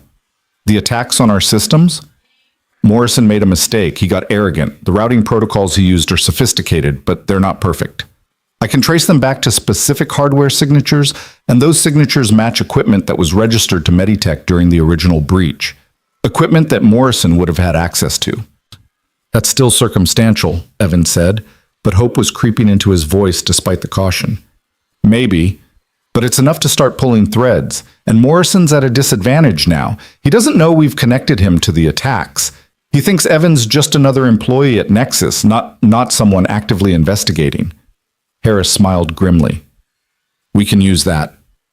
"What are you suggesting?" Miranda leaned forward. "We set a trap. We leak information that Nexus has identified a critical vulnerability in our quantum encryption system. Something that sounds legitimate but is actually bait. If Morrison takes it, if Apex tries to exploit that fake vulnerability, we'll have proof of corporate espionage that even his lawyers can't explain away.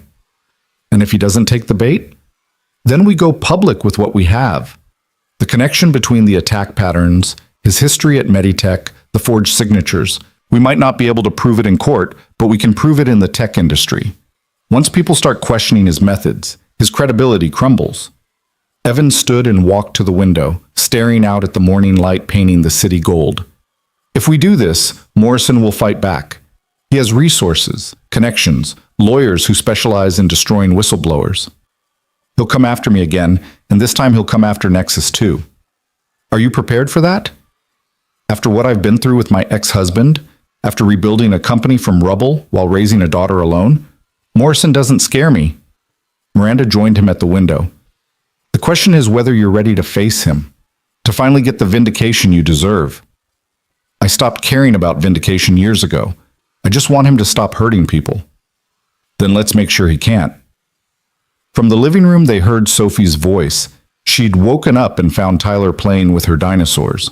Within seconds, the two children were deep in collaborative storytelling about a T-Rex who befriended a Triceratops, and they went on adventures together. Their laughter drifted into the dining room, innocent and uncomplicated. Evan smiled, the first genuine smile Miranda had seen from him since he'd arrived.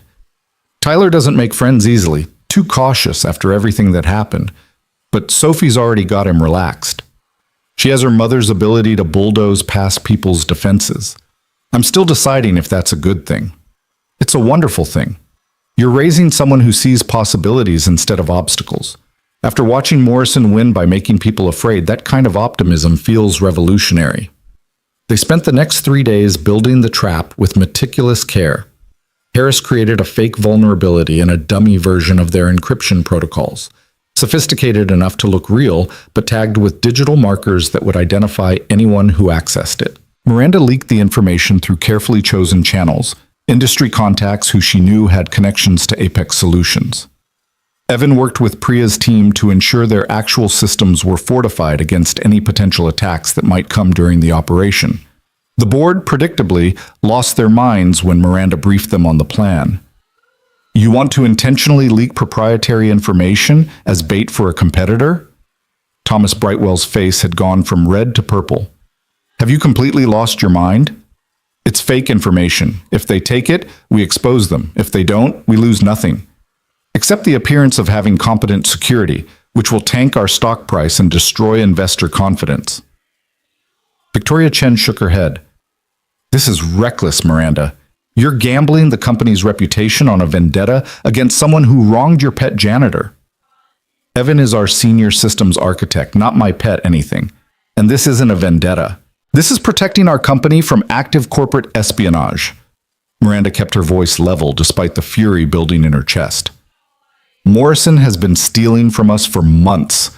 We either stop him now or we launch a product he'll immediately replicate and undercut. Richard Morrison raised his hand. I support Miranda's plan. If she's right about Morrison, we're already compromised. Better to control the narrative than wait for him to strike first. The vote was close. 3-2 again, the same razor-thin margin that had authorized the launch delay. Miranda was running out of political capital, burning through goodwill faster than she could rebuild it. But she'd made her choice. She'd rather lose her position doing the right thing than keep it by allowing Morrison to continue his predatory tactics. On the fourth day, the trap sprung. Harris burst into Miranda's office at 2 p.m, laptop in hand, face flushed with vindication. He took it. Morrison accessed the fake vulnerability information through a proxy server, and his team has already started implementing it into Apex's encryption protocols. We have timestamps, hardware signatures, digital fingerprints, everything we need. Miranda felt something fierce and bright expand in her chest. Get our lawyers on the phone. I want a cease and desist sent to Apex within the hour, along with every piece of evidence we've collected. And Harris? Call the FBI. Corporate espionage at this level crosses federal lines.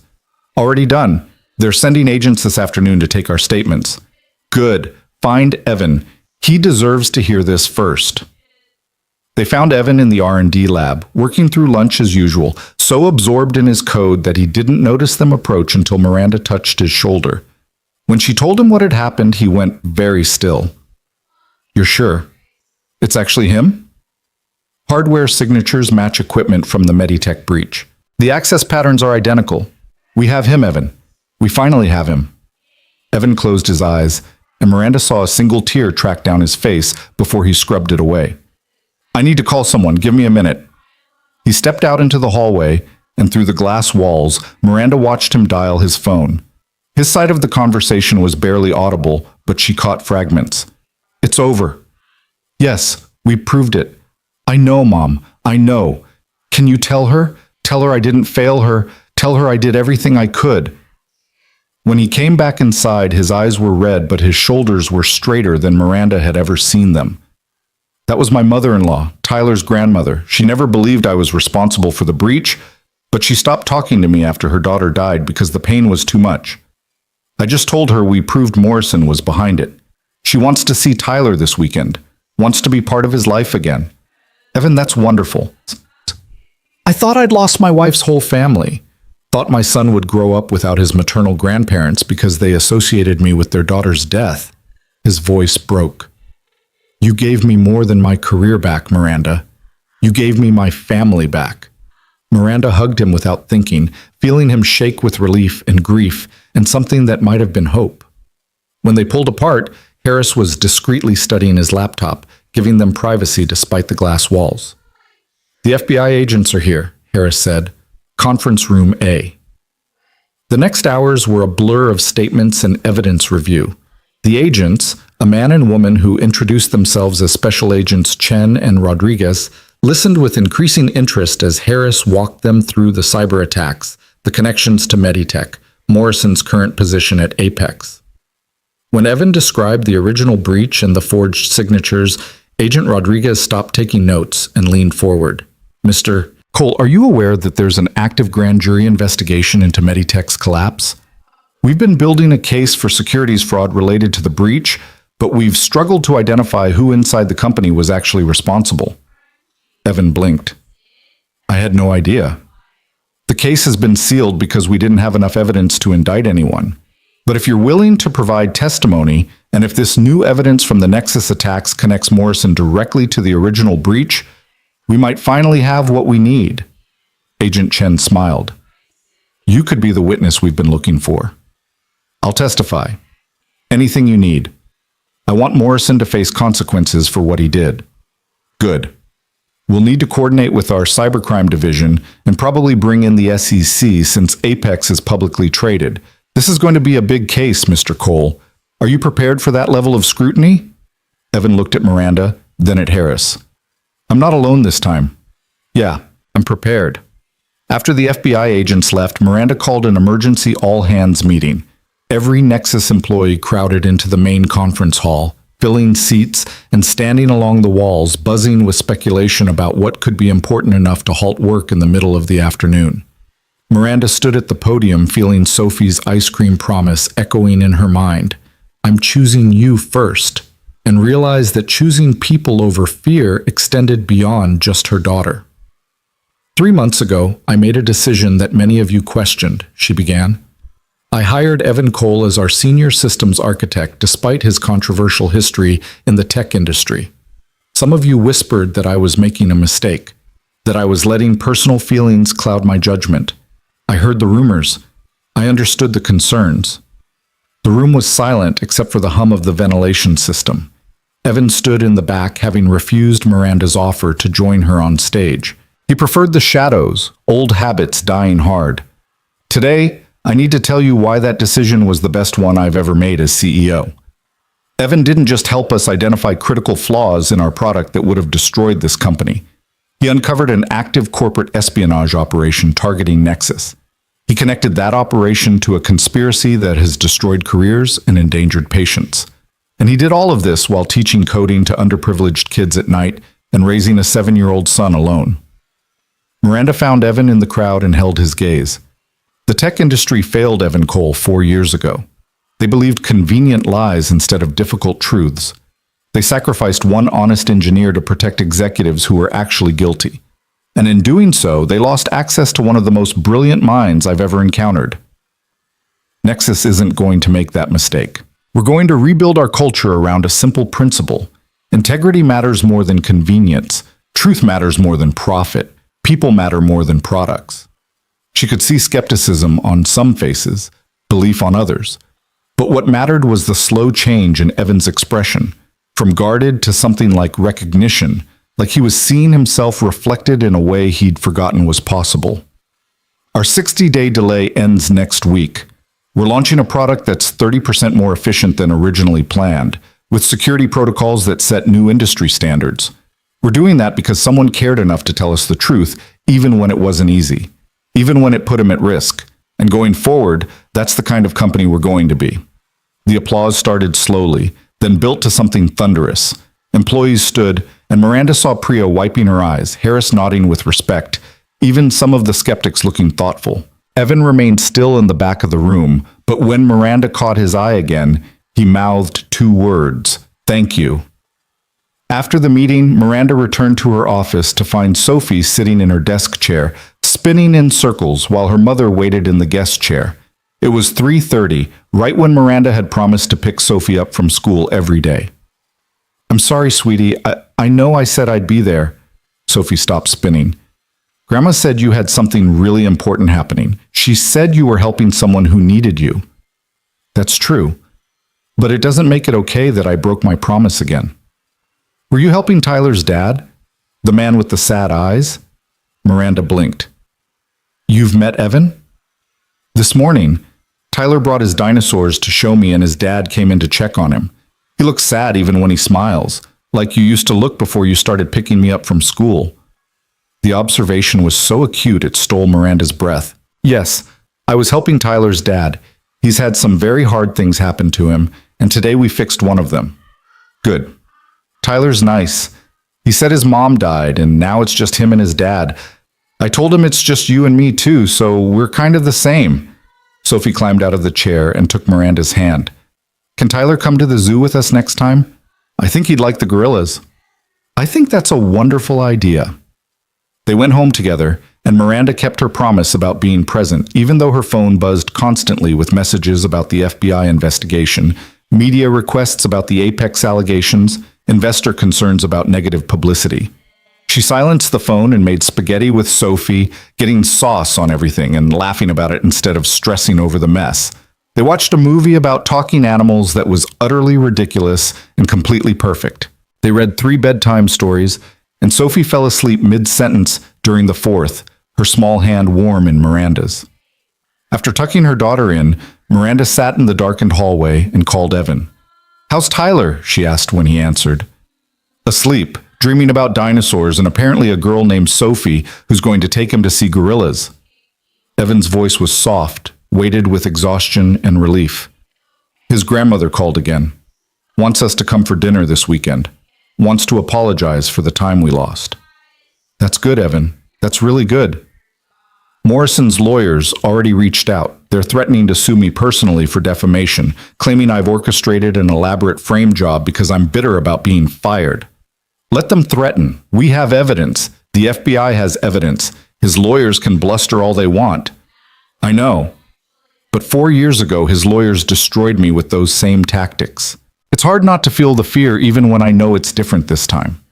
Miranda understood that viscerally. The way old trauma could hijack present circumstances, making you react to ghosts instead of reality. You're not alone in this. Every time Morrison's lawyers come at you, they'll have to go through Nexus's legal team first. Every time they try to discredit you publicly, we'll counter with facts. You're not some isolated whistleblower they can crush anymore. You have resources, Evan. You have backup. I have you, he said quietly. That's what actually makes the difference. The words hung between them, meaning more than professional support, and Miranda felt something shift in her chest. Not attraction exactly, though that was there too. This man with his quiet competence and his fierce integrity and his gentle way with children.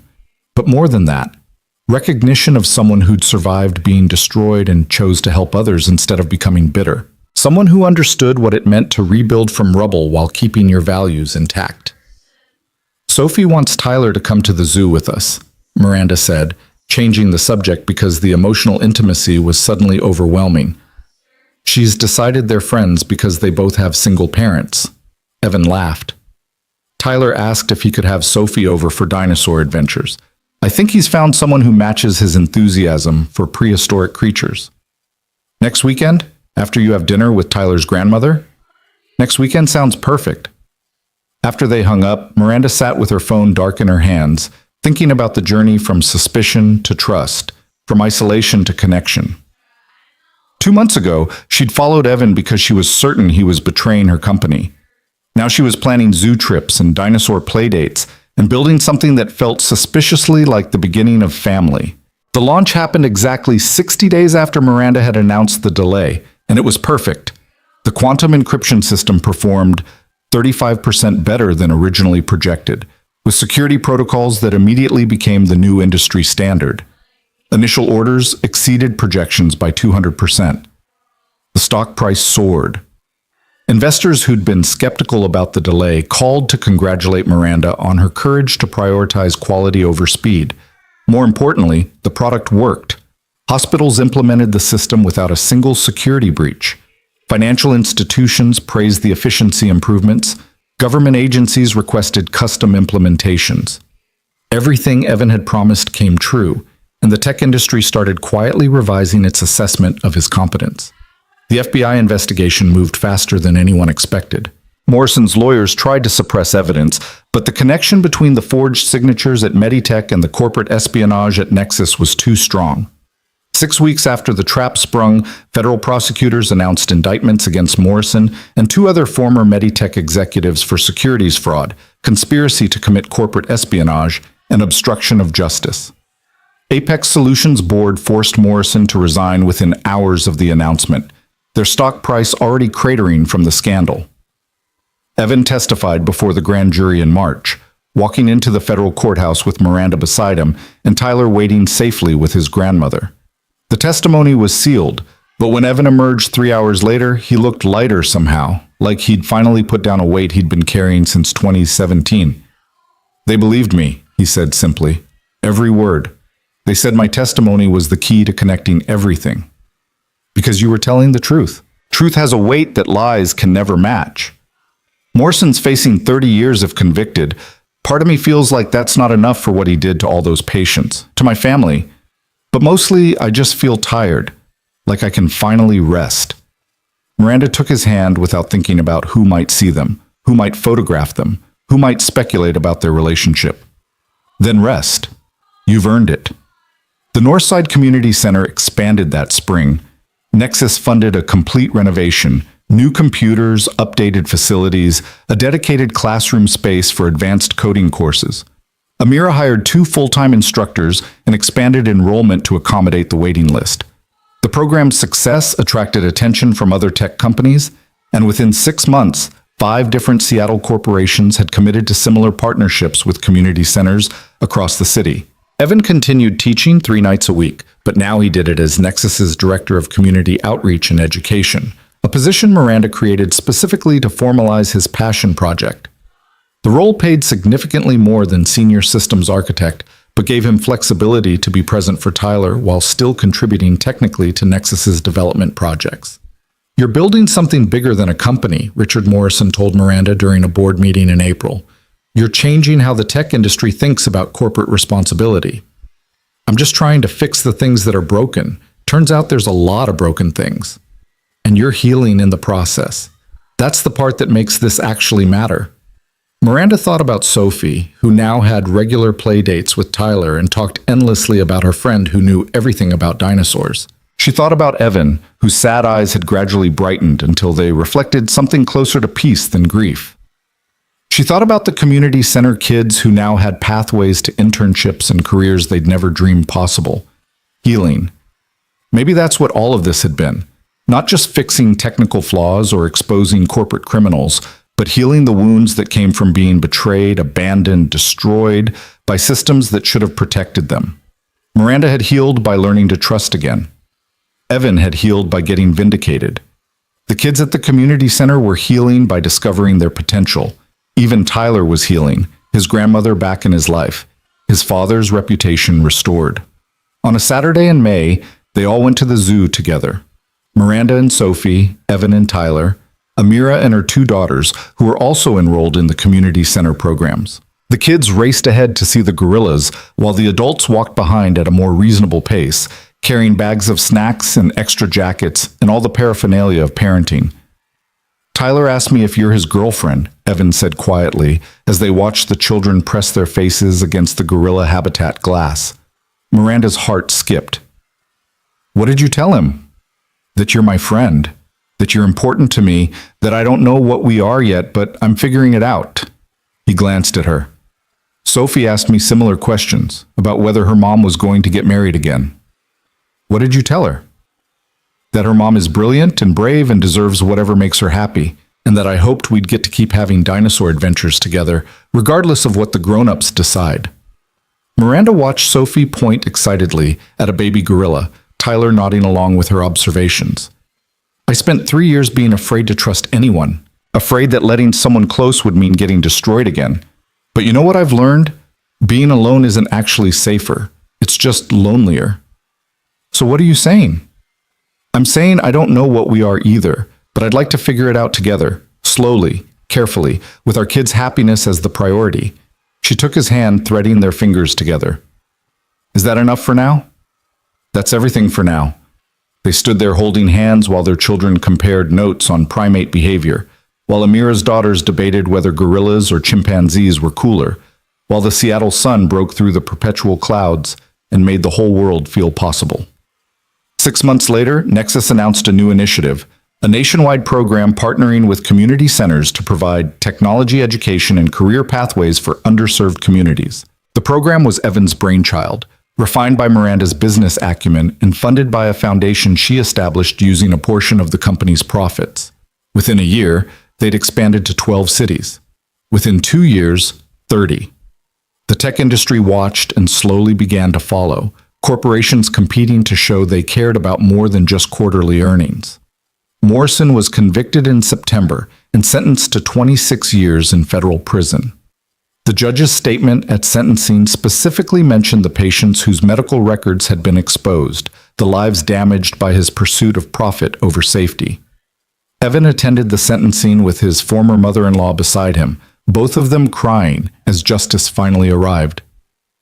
"I wish she could have seen this," Evan said afterward, meaning his late wife. "Wish she could have known I was telling the truth all along." His mother-in-law took his hand. "She knew, Evan. Even in the worst moments, she knew who you really were. The divorce wasn't about believing you were guilty. It was about drowning in pain and not knowing how to swim. I'm sorry we left you alone when you needed us most. You're here now. That's what matters." Tyler's relationship with his grandmother deepened over that year, giving him connection to his mother's family that he'd been missing. He remained quiet and cautious, but the gentleness that had defined him was now accompanied by confidence. He was doing well in school, had made several friends, and talked seriously about maybe being an engineer like his dad when he grew up. Sophie, meanwhile, had decided she wanted to teach people about computers instead of just building them. She'd started helping Evan at the community center on weekends, patiently showing younger kids how to use the mouse and keyboard with the same enthusiasm she brought to everything else. Miranda watched her daughter transform from lonely to confident to purposeful, and knew that the choices she'd made, to trust Evan, to delay the launch, to pick Sophie up from school every day, had changed both their lives immeasurably. As for Miranda and Evan, they moved slowly like they'd promised. Coffee dates that turned into dinner dates, family outings to museums and parks, long conversations after the kids were asleep about technology and ethics and how to raise children who understood both ambition and compassion.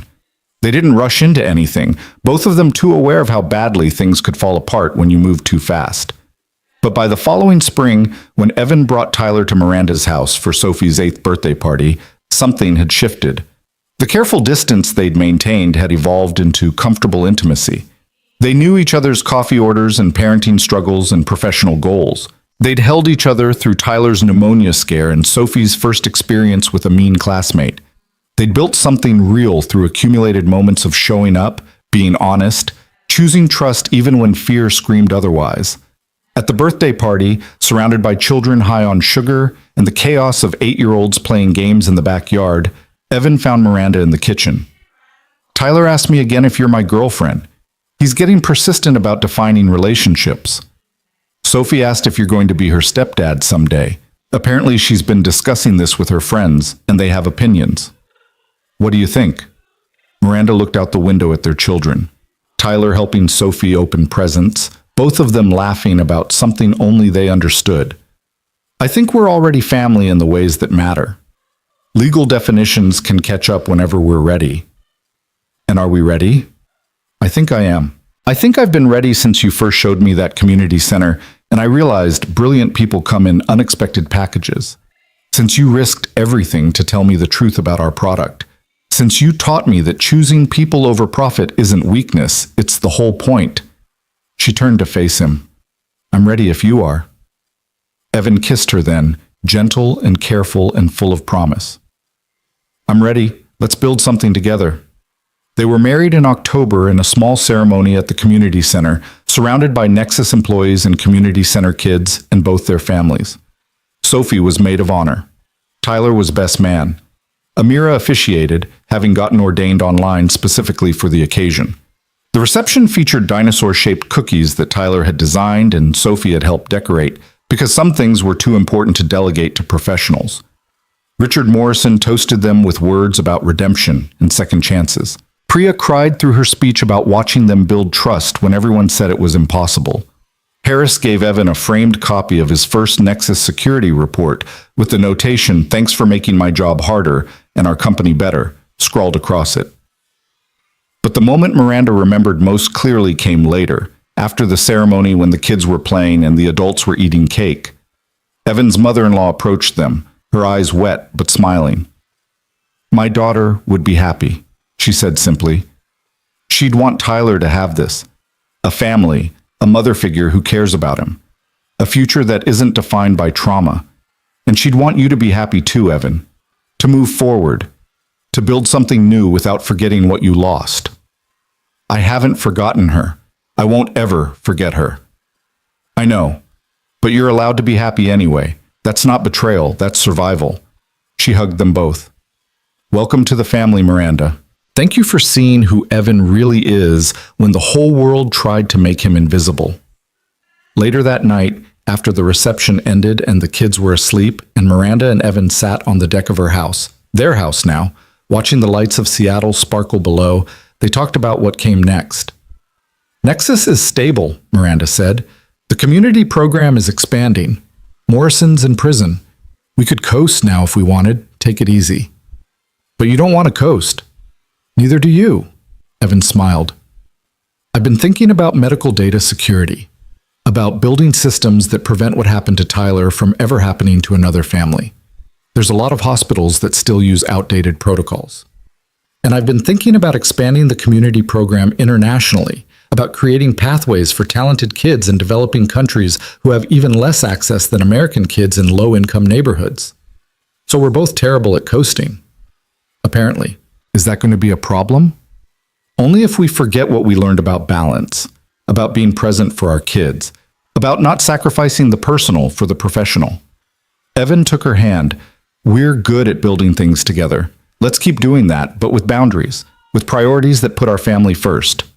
Miranda thought about Sophie asleep upstairs, about Tyler in the guest room that would become his permanent room once they combined households completely, about the life they were building that honored both ambition and presence. I can do that. We can do that. They sat in comfortable silence, watching the city lights and thinking about the journey that had brought them here. From suspicion to trust, from isolation to family, from survival to actually living. The road hadn't been easy. There had been moments when Miranda thought she'd lose everything, when Evan thought he'd never escape the shadow of his destroyed reputation, when both of them wanted to give up and retreat back into safe loneliness. But they'd chosen differently. They'd chosen to trust even when it was terrifying, to fight for truth even when lies were more convenient, to build something meaningful even when the easier path was just protecting themselves. And in choosing that harder road, they'd found something neither expected but both desperately needed: redemption, purpose, family. Not the family they'd been born into or the families they'd lost, but the family they'd chosen to create through accumulated acts of showing up and being honest and believing in each other even when the world said not to. That, Miranda thought, was the real victory. Not the successful product launch or the expansion of the community program or even Morrison's conviction. The real victory was sitting on a deck with a man she'd once suspected of betrayal, building a future with children who would grow up knowing that trust was possible, that love could be rebuilt, that broken things could be made beautiful if you cared enough to do the work. I'm glad I followed you that night, Miranda said quietly. Glad I didn't just fire you from the security footage. Glad I chose to investigate instead of assume. I'm glad you saw past the janitor's uniform. Glad you believed me when you had every reason not to. Glad you were brave enough to trust again after your ex-husband broke that trust. We're both pretty brave, I think. Or pretty stubborn. That too. They laughed together and went inside to check on the kids one more time before bed, moving through the house with the comfortable rhythm of people who'd learned to navigate each other's spaces. Tyler was sprawled across his bed with a dinosaur book still clutched in his hand. Sophie had kicked off all her blankets and was somehow sleeping perpendicular to her pillow. They fixed blankets and removed books and stood for a moment in each doorway, watching their children breathe in the peaceful certainty that they were safe, they were loved, they were home. And in that moment, with Evan's hand warm in hers and their children sleeping soundly and the city glittering beyond the windows, Miranda Hayes finally felt like she'd succeeded at the thing that mattered most. Not building a billion-dollar company or changing industry standards or getting revenge on the people who'd tried to destroy them. She'd built a life worth living, with a man who'd survived being broken and chose integrity anyway. With children who would grow up seeing that second chances were real and trust was possible and love could be found in unexpected places. With a purpose that extended beyond profit to actually helping people access opportunities they'd been denied. That was success. That was victory. That was everything. And it had started with a janitor in the wrong hallway, a CEO brave enough to question her assumptions, and the choice to trust even when fear screamed to run. Sometimes the best things in life came from the courage to investigate instead of assume, to build bridges instead of walls, to choose love over fear, even when fear felt safer. Miranda and Evan had made that choice, and in doing so, they'd created something neither could have built alone: a family, a purpose, a future that honored both their scars and their hope for something better. The story that began with suspicion ended with belonging, and that, they both agreed, was the best ending they could have possibly found.